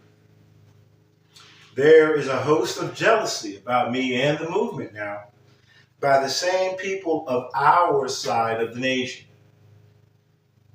Our side of the nation? People of our side of the nation.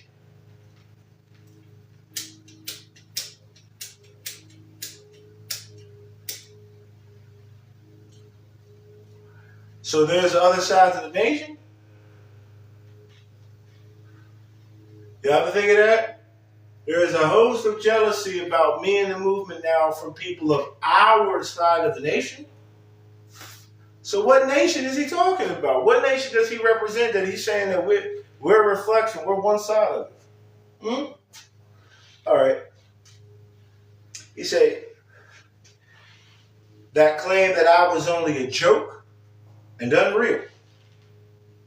But now, since they have found out from the government officials and the nations of the earth that this is the only sole foundation that all Asiatics must depend upon for their earthly salvation as American citizens, they are working every scheme that they can to disqualify me so that they can take charge of the situation. Let me read that again to y'all.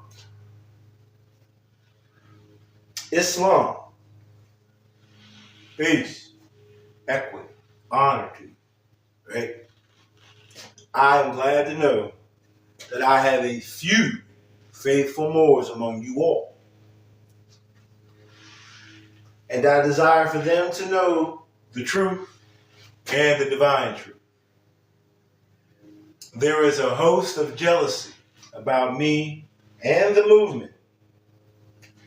There is a host of jealousy about me and the movement now by the same people of our side of the nation that claim that I was only a joke and unreal. But now, since they have found out from the government officials and the nations of the earth that this is the only sole foundation that all Asiatics must depend upon for their earthly salvation as American citizens, they are working every scheme that they can to disqualify me so that they can take charge of the situation. I've notified all these things to you long ago in the past. It is through the faithful Moors that attribute to the movement and uplifting funds. The ones that paid their divine respect to me and the movement will be remembered. That is why I am calling upon all faithful Moors to increase their faithfulness to me, your prophet, and your divine movement, Moorish movement. I need finance, and I need it badly. Never before have I needed finance so badly as I do at present, so that I can shove aside the discord that is facing the nation. Do you understand that he was trying to pull everyone's finance in, right? So that we can begin to put out what we need to contribute as an organized people. He needs finance because he already told us that Lomax Bey was stealing from him. Claude Green, his wife, and a lot of other people, they were stealing the finances from him. And they were spreading lies about it and movement, right? So he's telling you, I need finance and I need it badly just so he can shove that shit aside, right? He says, because of my fame, wait. I need finance and I need it badly. Never before have I needed finance so badly as I do at present, so I can shove aside the discord that is facing the nation. It all comes from jealousy because of my fame and nobility. The nations of the world will not recognize the movement without I, the prophet, being head. Where are we at? It has been proven by my works which I have performed in the past few years. The prophet. Niggas refuse to act civil. Niggas don't want to be American citizens. They don't want to come together with the rest of humanity and say, hey, we can work together as one. They jeopardize the integrity of the movement. And again, you see all of these, let me sit on down now. You see it. You see all of these radical Moors out there, right? You see it. I know you do. I do. They misled the people. Excuse me. Moorish Americans are Americans. We're supposed to be. This whole movement has nothing to do with getting out of the government. This movement has everything to do with getting back in line with your government. Whatever. This movement has everything to do with getting back in line with your government, the government. Only then will you have your divine rights secured. Only then will you be recognized as one of the people. Only then will you have access to certain positions in government. You have to be one of the people. You know what I mean? Drew Ali, Drelly went to the presidential inaugurations. He went to local government inaugurations. He went to the Pan American Conference. Pan American Conference, uh, mind you, Moorish Americans are Pan American. We're not Pan African. We're Pan American. All right. This is the Pan American. So he went to the Pan American Conference. The Pan American Conference is what is held in order to bring all of the nations of America together so that they can begin to assist one another. That's what the Pan American Conference is about. It was about all American nations coming together in solidarity and recognizing the rights of all free nationals. And Drew Ali was there. Oh, that just ain't gonna come out, whatever. I'm gonna open up the lines now if anybody cares to join. You know what I mean? I know it's early and y'all may be at work. I'm at work too. That's what I do. You know, but I'm gonna let y'all in if y'all wish to come up, man. Straight up. Let me see if I can figure out how to do that there.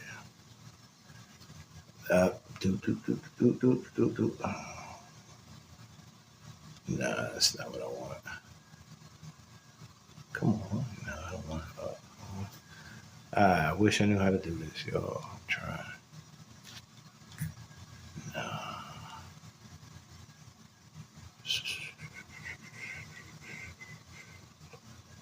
Yeah. Or if you wish to just bring your cell phone up, that's cool too. And I'm pretty sure that'll get it popping too. But if there's anything anybody wishes to speak about, now that I done ran this down, you know, like let's get to it. Is it? No, it's not background. I never really can remember how to do these things. It's not that. I wish I knew. Is it enhanced? It is not enhanced. Background. It is not background. It's not stickers. I do not know. Anybody know how to bring up the panels? If you know it, please put it in there.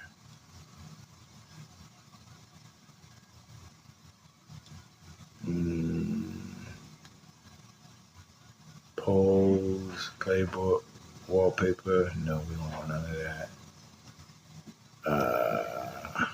Nobody knows.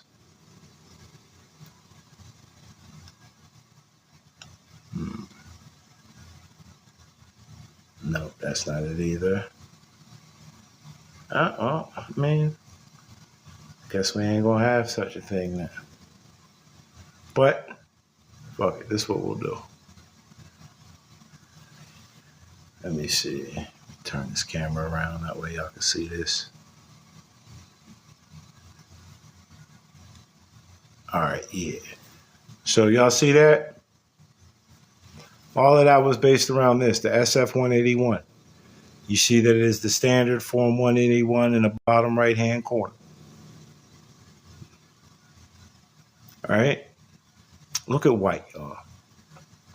A person having origins in any of the original peoples of Europe, the Middle East, or North Africa. If you are a North African in America and an American citizen, you are under the white race. There's even a movement now where there are brothers and sisters from the Middle East. Let me take this down. Flip camera. Okay.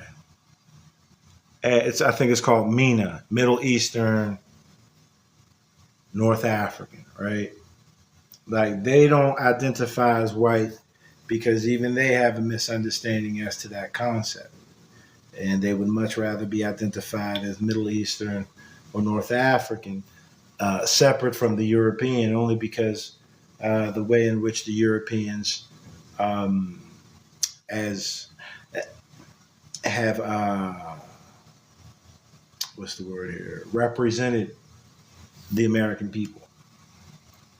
But the truth of the matter, take that down real quick. The truth of the matter, no, I don't want to take that down. I don't want to. The truth of the matter is that we are all American citizens of white status. All right? Now, you got black, and it has no original peoples. I don't know how many of y'all have ever looked at this actual form. This form tells you that black or African American has no original peoples. Every other classification has original peoples.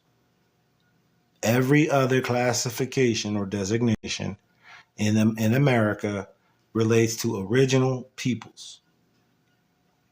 There is a designation for North Africans as original peoples. There is no designation for African Americans as original peoples. None. It's not there. All right. And you got those people, oh, but that's the European, this and that and that and this. Okay. If that's the case, right? Because a lot of these people, if you're not going to follow, right, the American guidelines, then again, you have every right to leave. Where we at here? Flip cam, mirror. All right, there we go. You have every right to just not identify with it and go your own way. But you can't be in America talking about you desire rights and you're not recognized. You're identifying as an unrecognizable status. Drew Ali was not teaching his people to leave America. Drew Ali was teaching everybody to do what Neo did in the fourth Matrix, which was to embrace it all. Embrace it all. Become one with it. Why would you become one with it all? Because that's the only way that you can change anything. I can't change what's going on indoors if I'm outside throwing rocks at the door. You know? I can't change anything from the outside. It doesn't happen that way. Everything has to be changed from the inside out. If you wish for better conditions, then you have to be politically active. You have to be civilly active. You know? If you want the government to change, then you got to be the change. It has to come from you. It has to come from an organized group as well. I mean, one person can only do so much. Look at Drew Ali. He did what he could, but he told you, he was dependent on everybody else. Help me. Help me help them. You got all these people out here teaching y'all about the redemption process. Drew Ali gives you the redemption process. He says to redeem yourself is basically to nationalize. And a lot of people don't understand what nationalization really means. I'm not saying that Google is the end-all be-all for search engines, right? But I've even found it in Google. Google will tell you the same thing, more or less, that the law dictionaries will tell you about nationalization. To nationalize means to take as a private individual and pledge your property to a national government so they can utilize it for all the common wealth of the people. Everybody talk about, I'm private. Well, okay, be private. And I want what's mine. All right, that's fine. But no one's going to do business with you if you're not doing any business in the public. What businesses are y'all presenting? Go and make your trust. All right, that's a business. That's a contract. All right, cool. Now, how do you operate? None of them people tell you how. Drew Ali was telling you how to operate. He was telling basically what I get from his information is that I'm supposed to use all the forms, all the applications that every other U.S. citizen uses. I'm not supposed to divert away or deviate away. Those are just some of the examples that I've read to y'all throughout here. There's numerous examples where Drew Ali is telling his Moorish Americans to do it like this. He tells them to go to the Europeans. Observe the Europeans. Observe them. He also says that the Europeans and other nations are helping me. Why not you? Drew Ali is telling the people, go look at all these other nations here in America. See how they've come together and they're organized and they're doing business. And then we need to do the same thing. Don't believe it? Drew Ali was about business, right? So I remember reading through these newspaper articles and appreciate the love. 18,000, damn man, I appreciate the love too, though. Boom, that's one. I'm gonna read this to you, all right? It's called Our Dollars and Cents, right? It's one of the newspaper articles. It says the doctrine of economic security. Do you hear Moors talking about this? Do any of y'all hear the Moorish Americans or anybody? Y'all hear them talking about economic security here in America? That's what this movement was for. Listen. The doctrine of economic security is by no means as widespread and intensive among Americans of our group as the circumstances demand. And the more written and said on the subject, the better. That's why I'm out here telling you all this, because it's better that we know, right? We need to more earnestly urge conscientious support of the businessmen and women of our group in their chosen fields of endeavor. I don't see any of that. The greater the success of their business enterprises, not just the Moorish Science Temple of America, right? The greater the success of their business enterprises, the more open gates of opportunity there will be for our youth of today and tomorrow. Not the Moorish Science Temple of America, but businesses. All right. Think of this fact, that we need to urge that our businessmen and women build on the principle of service. We need to urge greater cooperation among them to render courteous, honest, and efficient service to the buying public. That doesn't sound like religion to me. I mean, it does, but it doesn't sound like the hocus pocus. Religion is economics. He's telling us about being businessmen and women. I don't see none of that. I'm aware that it was definitely, during the time of Drew Ali, there were many businesses that were established under the umbrella of the Moorish Science Temple of America. I don't see any of it. I see the Nation of Islam, they have their businesses. I see a lot of groups. Remember the UNIA, they had their businesses. People have businesses. The Moors don't have any businesses. As American citizens, where are the businesses? It says, they should not expect any support and patronage merely on the grounds that they are racemen and women in business, but for the reasons that the service and the quality of their goods and products they sell are equal in value to the service and merchandise offered to the buying public by any other business people. What? You hear all of these Moors in the temples, out the temples, whatever they call. None of them are talking about business, being business people. None of them. They're telling you everything but, hey, get into business. Why? Because trust law is business law. Get into it. It's all about the business. There's no real business going on out here. There should be maintained a cooperative spirit among our businessmen and women to keep their business places as clean and sanitary as any similar places in any other sections of the city. What? So we should have laundromats, restaurants, hotels, moving companies, libraries. We should have these things, and they should be up to par with all other like businesses in the area. We ain't got none of that. None of that. Citizens of our group, citizens of our group should cultivate a sound vision when it comes to the necessity of buying professional service, merchandise, provisions, etc. So Moorish Americans are supposed to be out here offering businesses and contributing to the affairs of men.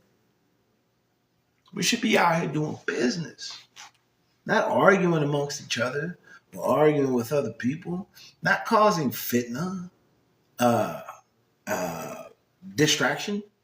We shouldn't be out here caught in distraction. We should be out here doing business.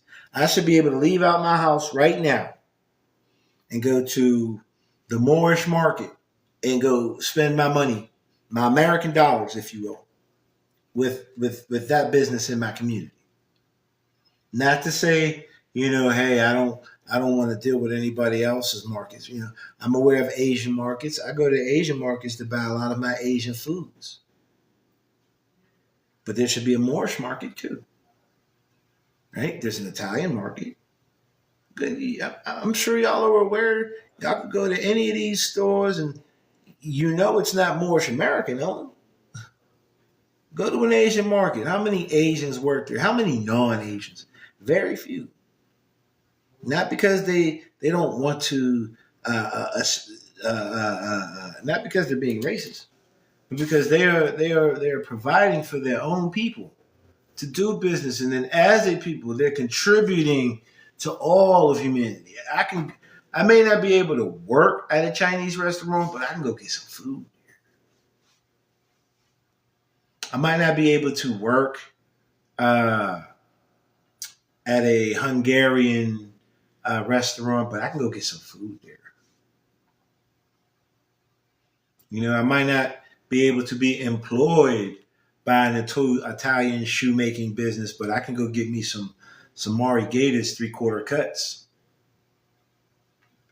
I should be able to do that type of stuff going into a Moorish business. Why not?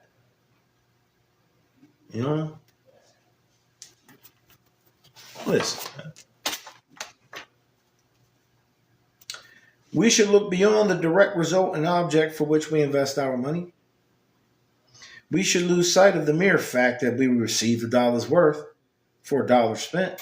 We should look beyond that. Now listen, we should keep firmly in mind the necessity of keeping each dollar spent as much as possible within the spheres of our own activities, where they will create further openings of business enterprises and wider opportunities for the men and women of our group to procure soundly remunerative employment. Peace to the God. Salam alaikum. Right? So, Drew Ali is telling us that we're supposed. Let's take the Jewish brothers and sisters, right, in their communities, right? They employ their own, right? They keep their finances within their communities as much as possible, right? If their community is selling something for $10 and another community is selling it for $8, they're going to pay those $2 extra into their own community. Just because they want to build on their finance. And Drew Ali is saying, hey, we should be doing that too, because every other nation is doing that here. Every other nation is doing that here, except for blacks and Moorish Americans. He says that we should be establishing employment through our businesses for our own people. All I see in this movement is the temple. And them shits ain't even right. They say if the prophet is not right, the temple is not right. Prophet means professional. So when Drew Ali was around, the prophet was right. But once he left and the others took hold of the situation, shit ain't been right since. Shit ain't been right since. Listen, man. He says, forward must be the watchword of the seller and buyer alike.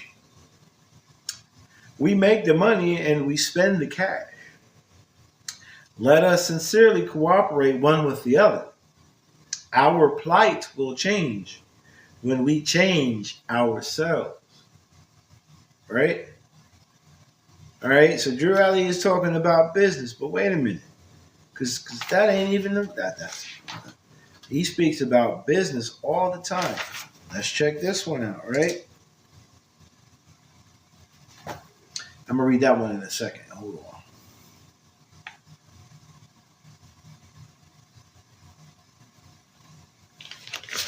Keep my hand on that one.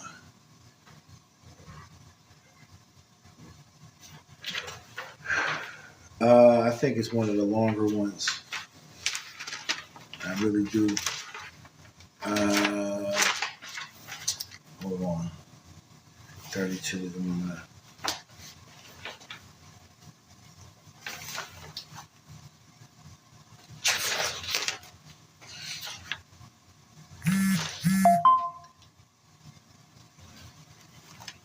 That's what's up. All right, I think this is the one.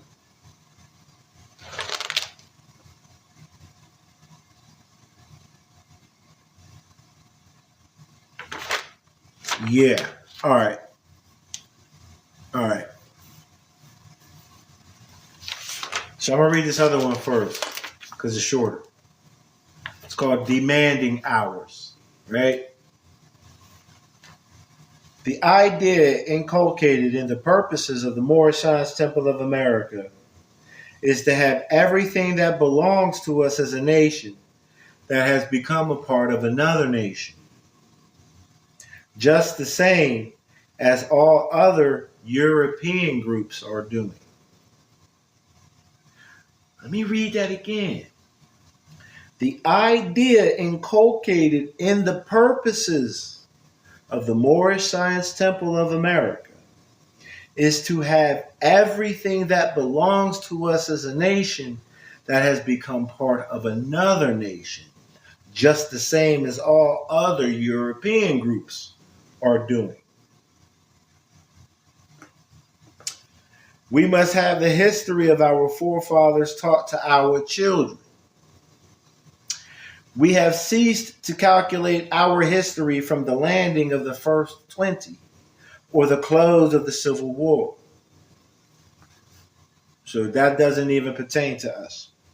While all records of the tombs in the old world are proclaiming our glory to the nations, we have come now demanding that we be given credit for the great work done in the past by our ancestors. We are not asking others to give these records to the world for us, but we do demand that such records be broadcasted to the four winds by us and for us. Boo food.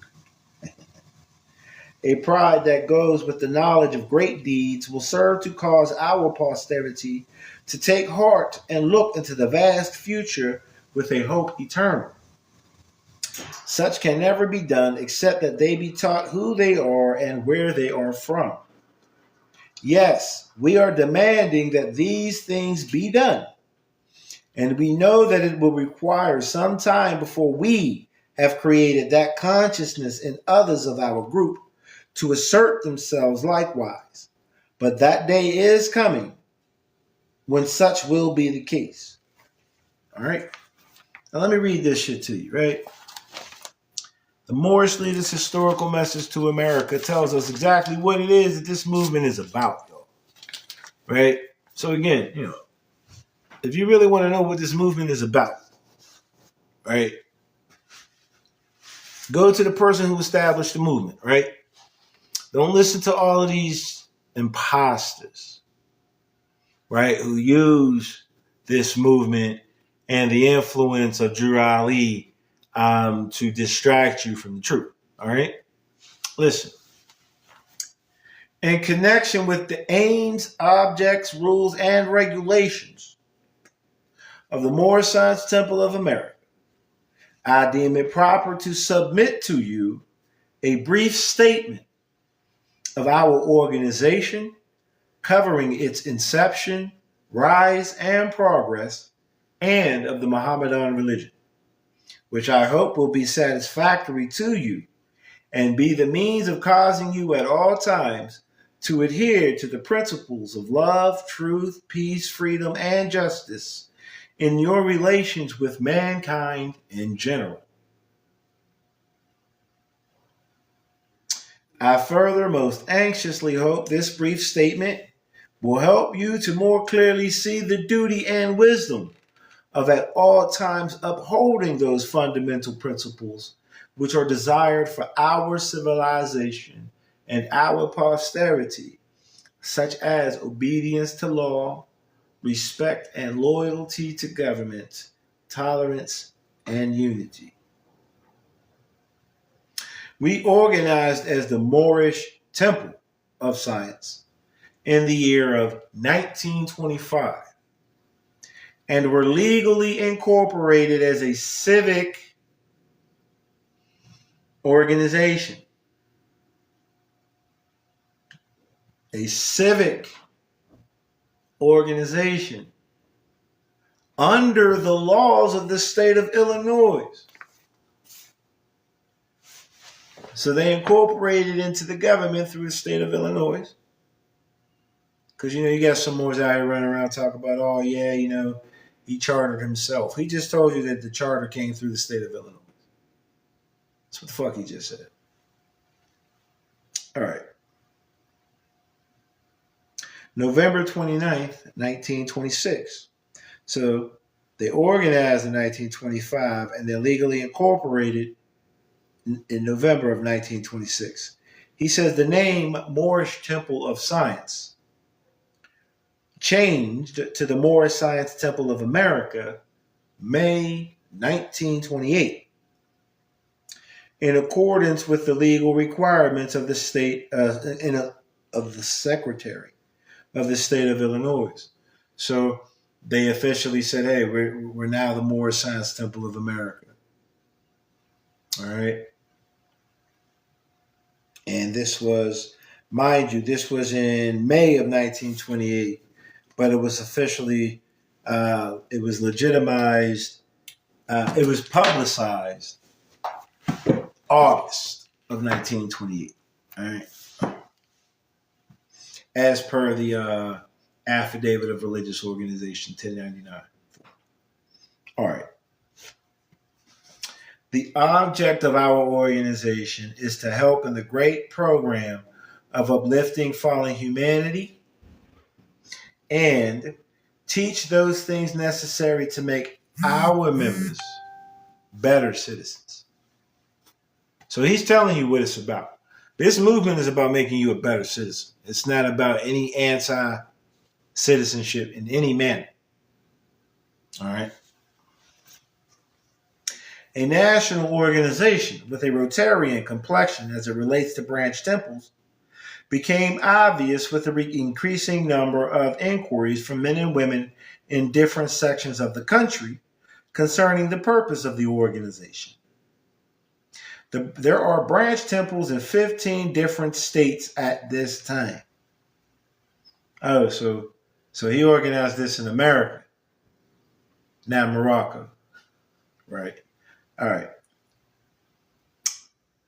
Since the work of the Moorish Science Temple of America was largely religious, the organization has been legally changed to a religious corporation, and an affidavit to this effect has been properly filed in the Cook County Recorder's Office in Illinois.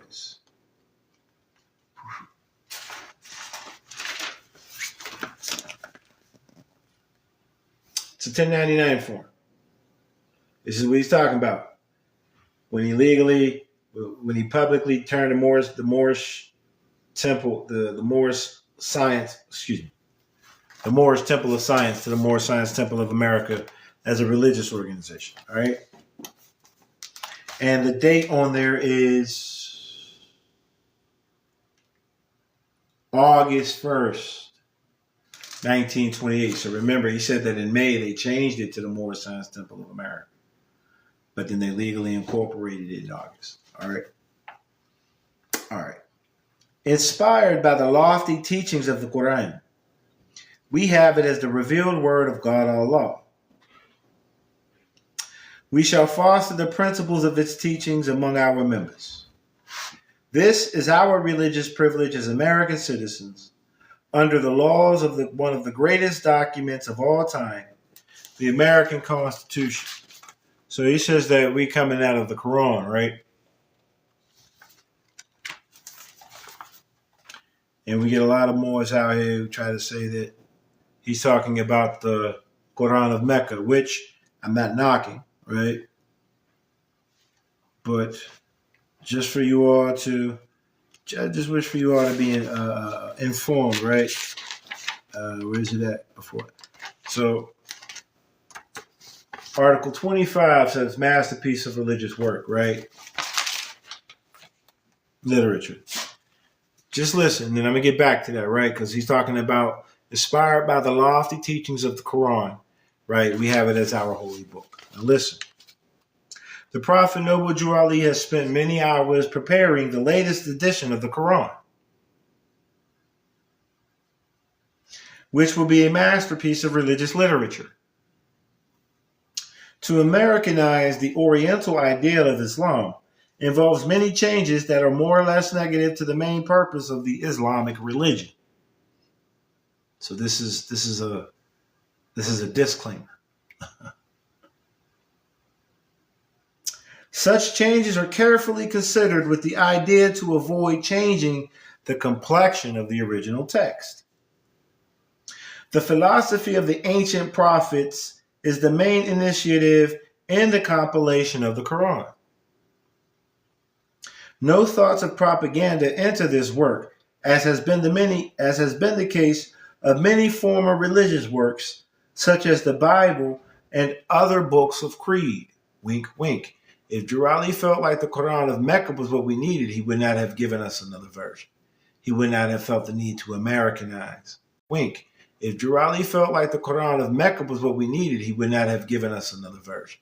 He would not have felt the need to Americanize the Oriental version, idea of it, right?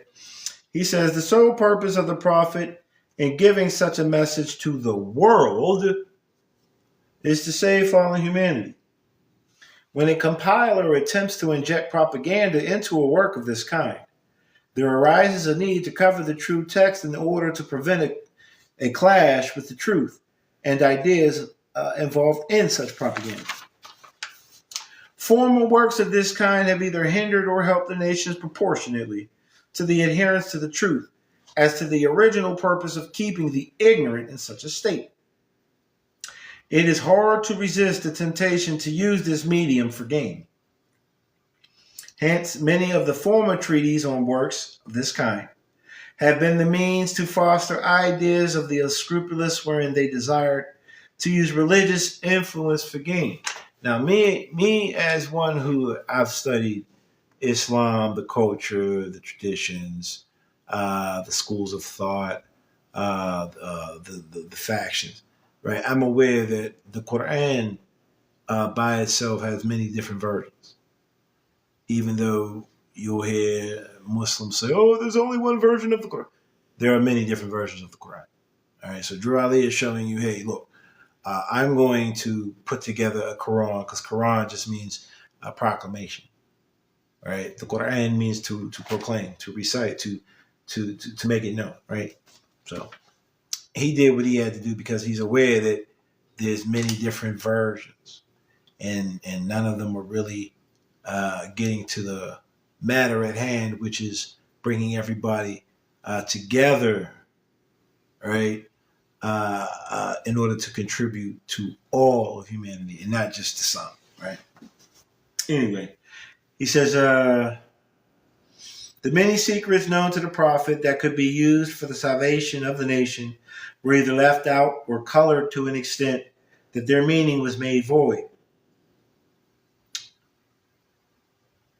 Such is not the case with this edition of the Quran. All the secrets of the ages known to man are put into this work. The secrets known only to the Magi are here revealed. the reading of the stars, the interpretation of marriage relations, the understanding of the span of life, and other such as has been spent from the which has been kept from the Occidental world, are in this book boldly brought out. The Quran, Americanized as it will be, can be bought in a few weeks. It will be sent to all governors of the Moorish Science Temple of America. Okay, just wanted to put that out there, right? Because Jurali is about to make reference to a Quran, and then he's going to make reference to another Quran. All right. Inspired by the lofty teachings of the Quran, we have it as the revealed word of God Allah. We shall foster the principles of its teachings among our members. This is our religious privilege as American citizens under the laws of one of the greatest documents of all time, the American Constitution. The Mohammedan religion is the least appreciated and probably the most misunderstood of the world's great religions. So he just called Islamism Mohammedanism.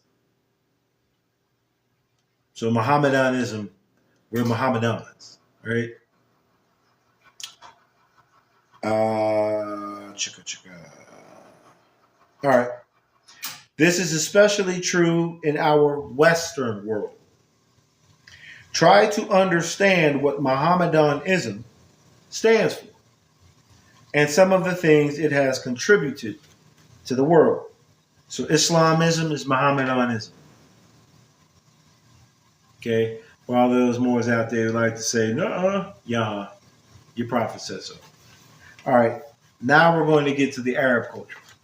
Muhammad was the founder of the Mohammedan religion. It originated 13 centuries ago on the Arabian Peninsula, where the streams of commerce and culture met and mingled in the Middle Ages, where the markets of exchange were stationed for treasures of India and the products of the Mediterranean coast. See how he's still talking about commercial business? He's still talking about commerce, y'all. There, this religion was established in the unprecedented short period of 20 years, and unlike many other religions, without the aid of any royal patronage and support. Buddhism had its Asuka. Judaism had its Joshua. Christianity had its Constantine. But Mohammedanism had no person of royal rank and power to assist in its establishment and spread. Today, this religion is acknowledged by nearly 250 million souls and extends over an area equal to 1/3 of the globe. From Arabia, it spread eastward over Persia, Turkestan, Afghanistan, westward across Syria, Asia Minor, Turkey, southward to Africa, covering more than half of that continent. It found its way to India and beyond to the islands of Sumatra, Java, and Borneo. To the early representatives of this faith, the world's debt is incalculably great. For it was they who transmitted the treasures of Greek literature from the Middle Ages to the Renaissance. They who originated the graceful forms of which the Taj Mahal and the Alhambra are the most famous of its examples. It was they who contributed to the sciences of algebra and chemistry, astronomy, and medicine. It is they who dotted the Saracen Empire with universities and who built at Baghdad and Cairo the most renowned universities in the world. During those centuries of ecclesiastical despotism, when the Christian church suppressed all intellectual activities save those that were theological, causing the talent that reproduces to supplant the genius that creates, Muhammadans did all in their power to encourage and stimulate research in every branch of human inquiry. The Moors, or Mohammedans, whoa, wait a minute. So Moor and Mohammedan is interchangeable. Something to consider. The Moors, or Mohammedans, added to the beauty and grandeur of Spain,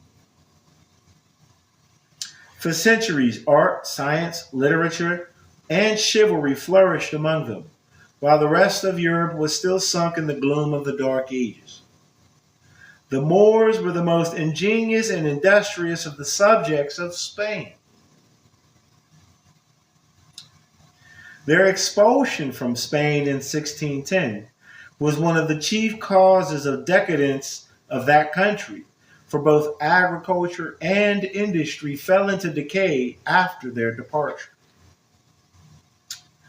Mohammedanism, okay? Muhammadanism makes no distinction between high and low, rich and poor. It is like the sky. It has room for all. Islamism doesn't make any distinction between where you're from. Everyone is equal. Everyone is equal. High and low, rich and poor, dark skin, pale skin. Doesn't matter. All are equal under all law. The Quran should be of interest to all readers. It is the Bible of the Mohammedans, ruling over the customs and actions of over 200 millions of people. It is a work of importance whether considered from a religious, philosophical, or literary viewpoint. In the promotion of plans for the betterment of mankind, there has ever been some kind of opposition.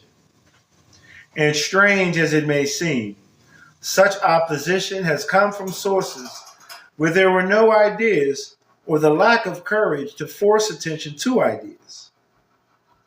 Whether in church, state, or social community, any attempt to do anything out of the usual way seldom fails to receive criticism.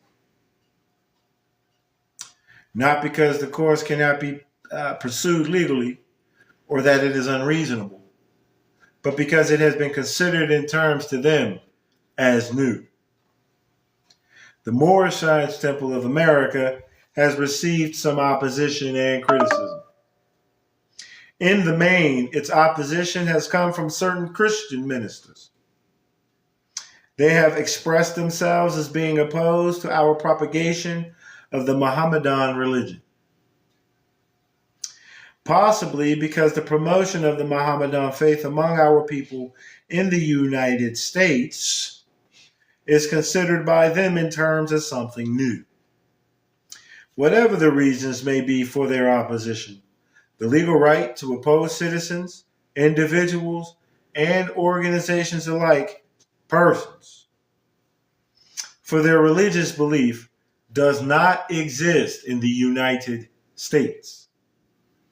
The door of religious freedom made by the American Constitution swings open to all, and people may enter through it and worship as they desire. Without religious freedom, no search for truth would be possible. Without religious freedom, no discovery of truth would be useful. Without religious freedom, religious progress would be checked, and we would no longer march forward toward the nobler life which the future holds for the races of men. Without religious freedom, there would be no inspiration to lift our heads and gaze with fearlessness into the vast beyond, seeking a hope eternal. It is a sad weakness in us, after all, to oppose our fellow men for their religious beliefs. And if there are any angels who record the sorrows of men as well as their sins, they certainly know how many and deep are the useless sorrows that spring forth from such opposition. Possibly love and time will cancel our ancient hatreds in this regard and prove that in mankind, tolerance is better than unwarranted opposition. In connection with our religious aims and beliefs, We must promote economic security. Whoa. In connection with our religious aims and beliefs, we must promote economic security. The preaching of economic security among us is by no means as widespread and intensive as the circumstances demand. He just said this in the other article that I read. Right? No other one thing is more needed among us at this time. No other one thing is needed among us at this time. No other one thing is most needed by us at one time, at this time.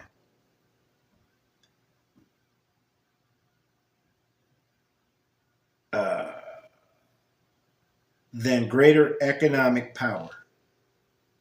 Economic power is what is needed.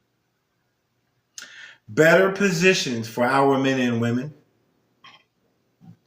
More business employment for our boys and girls.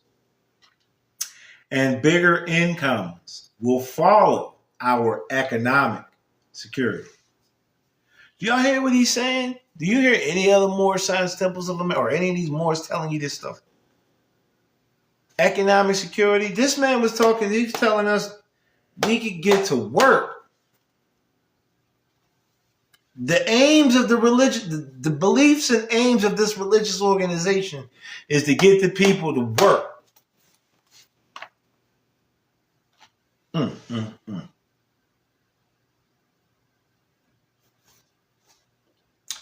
We shall be secure in nothing. We will not be secured persons. We will not be secure parties. We will not be creditors. We shall be secure in nothing until we have economic power. A beggar nation cannot develop the highest in them, nor can they attain to a genuine enjoyment of the spiritualities of life. Our men, women, and children should be taught to believe in the capacity of our group to succeed in business in spite of the trials and failures of some of them. Trials and failures in business are by no means confined to any particular group of people. Some business ventures of all people fail. We have many men and women among our people who are qualified, both by training and experience, who are shining lights in the business world of all the people. What? Training and experience, qualifications, licensed professionals. You heard? It is a sad weakness in us as a people that we have withheld the very encouragement, support, and patronage that would have made some of our worthy business ventures a great success. A grand success, excuse me. And worst of all, have joined in the condemnations of them when they failed. I still see that today. Except in cases of actual dishonesty, discourtesy, lack of service, and actual unreliability, our business enterprises in every field of endeavor should have lulled of confidence, cooperation, and patronage whenever and wherever they can be given. This man's talking about business. He ain't telling you to fight the fucking system. He's telling you to become part of it and be in the business. Drew Ali was telling you to be businessmen and women. He wasn't out there telling you to picket for the bullshit. He wasn't out here telling you to get away from the government. He wasn't out here telling you to, go and create your own trust and do this and do that. No, he was telling you to organize, come together, and then go out there into the world like every other citizen, learn those business, those skills and trades, bring it back to the organization, and then teach the people so that we can generate more opportunity like every other nation of people here on this continent. His words, right? Read carefully the doctrines of the Moorish Science Temple of America. I got them all in here. It contains our hopes, aims, rules, and articles of religion. Every member should have a copy. Oh, wait a minute. Oh, hold on. All right, there we go. Now we got it. Look, where we at? Every member should have a copy. I've been trying to reach out to some of these MSTAs. They tell you they ain't giving you nothing unless you join their movement. Unless you join them. Nigga, I got it. Fuck out of here. All right? In conclusion, I urge you to remember there is a work enough for all to do in helping to build a better world. So what are the Moorish Americans supposed to be doing? Building a better world. Are we supposed to be out here crashing out? No. We supposed to be out here talking about people go back this and Albions and troglodytes and calling people names and acting unjust? No. We're out here supposed to be building a better world. But we got these clowns out here in the circus, man. We're on it, right? The problems of life are largely social and economic. Let me say that again. The problems of life are largely social and economic. In a profound sense, or in a deeper sense, they are moral and spiritual.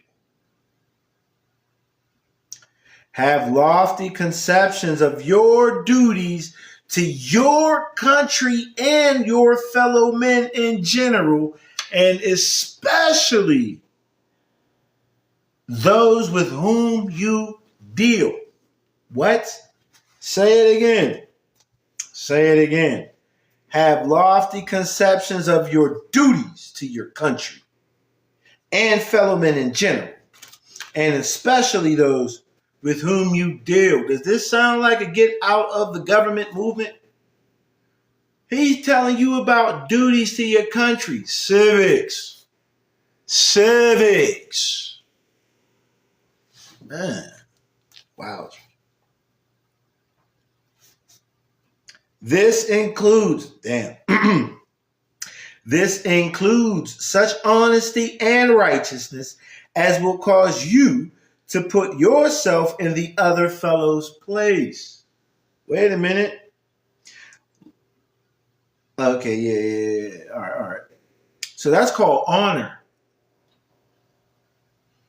That's called equity. You know?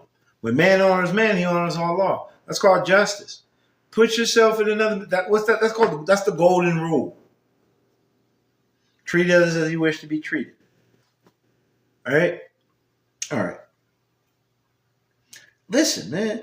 Look for the best in others and give them the best that is in you. And have a deeper appreciation for womanhood. Stop pimping. Brighten the hopes of our youth in order that their courage be increased to dare and do wondrous things. Adhere at all times to the principles of love, truth, peace, freedom, and justice. I am your affectionate leader. I shall continue to labor day and night, both in public and in private, for your good thereby contributing to the welfare of our country and its people as a whole. Does that sound like we're supposed to be getting out of the government?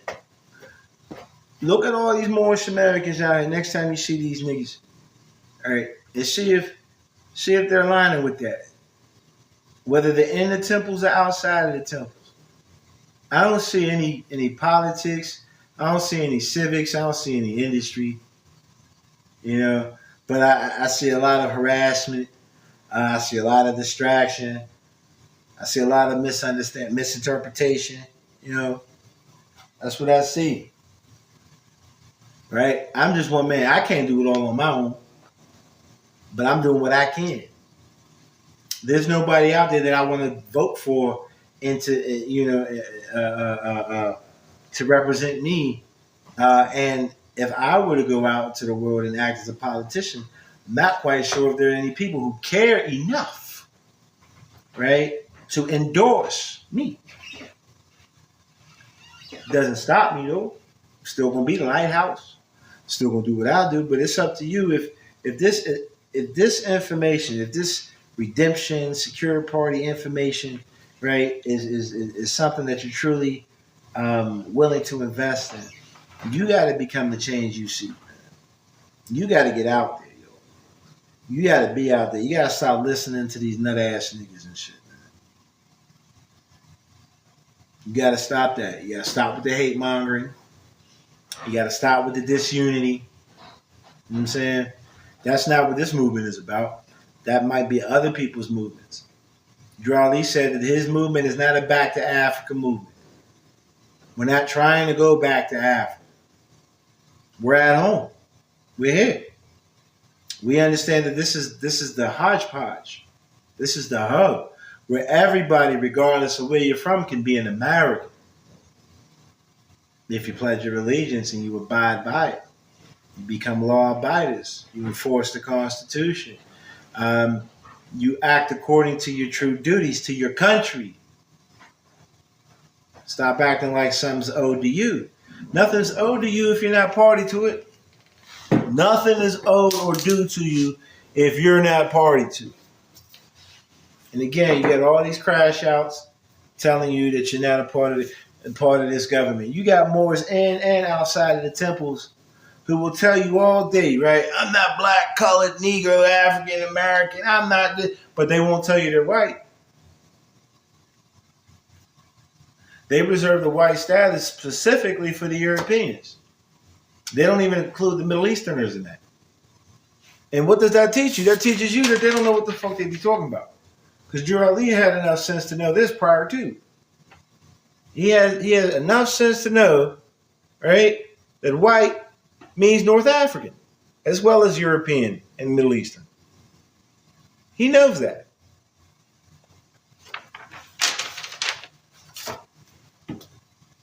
Appreciate y'all for coming, man. I know it's been a while since I've been up here. I'm going to start doing some more work here. We're going to talk about these things, right? As always, I'm your brother, man. Just coming to show you the way to your own salvation through unifying, man. Through unity, right? Through tolerance. Tolerance is a big thing, right? We have to learn to tolerate one another, the differences, right?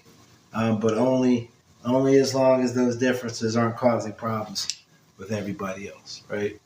Stop listening to these nut ass niggas. Stop listening to these get out of the corporate status, whatever. Drew Ali was telling you to get into it. Drew Ali told you get into corporate status. And then change the corporation by acting accordingly. He didn't tell you to change it from the outside. He definitely told you to change it from the inside. Right? Y'all take care, and until next time, honor unto you all. Oh yeah, and you can check this out, the recap, on the YouTube channel, which is in the bio. Peace and love.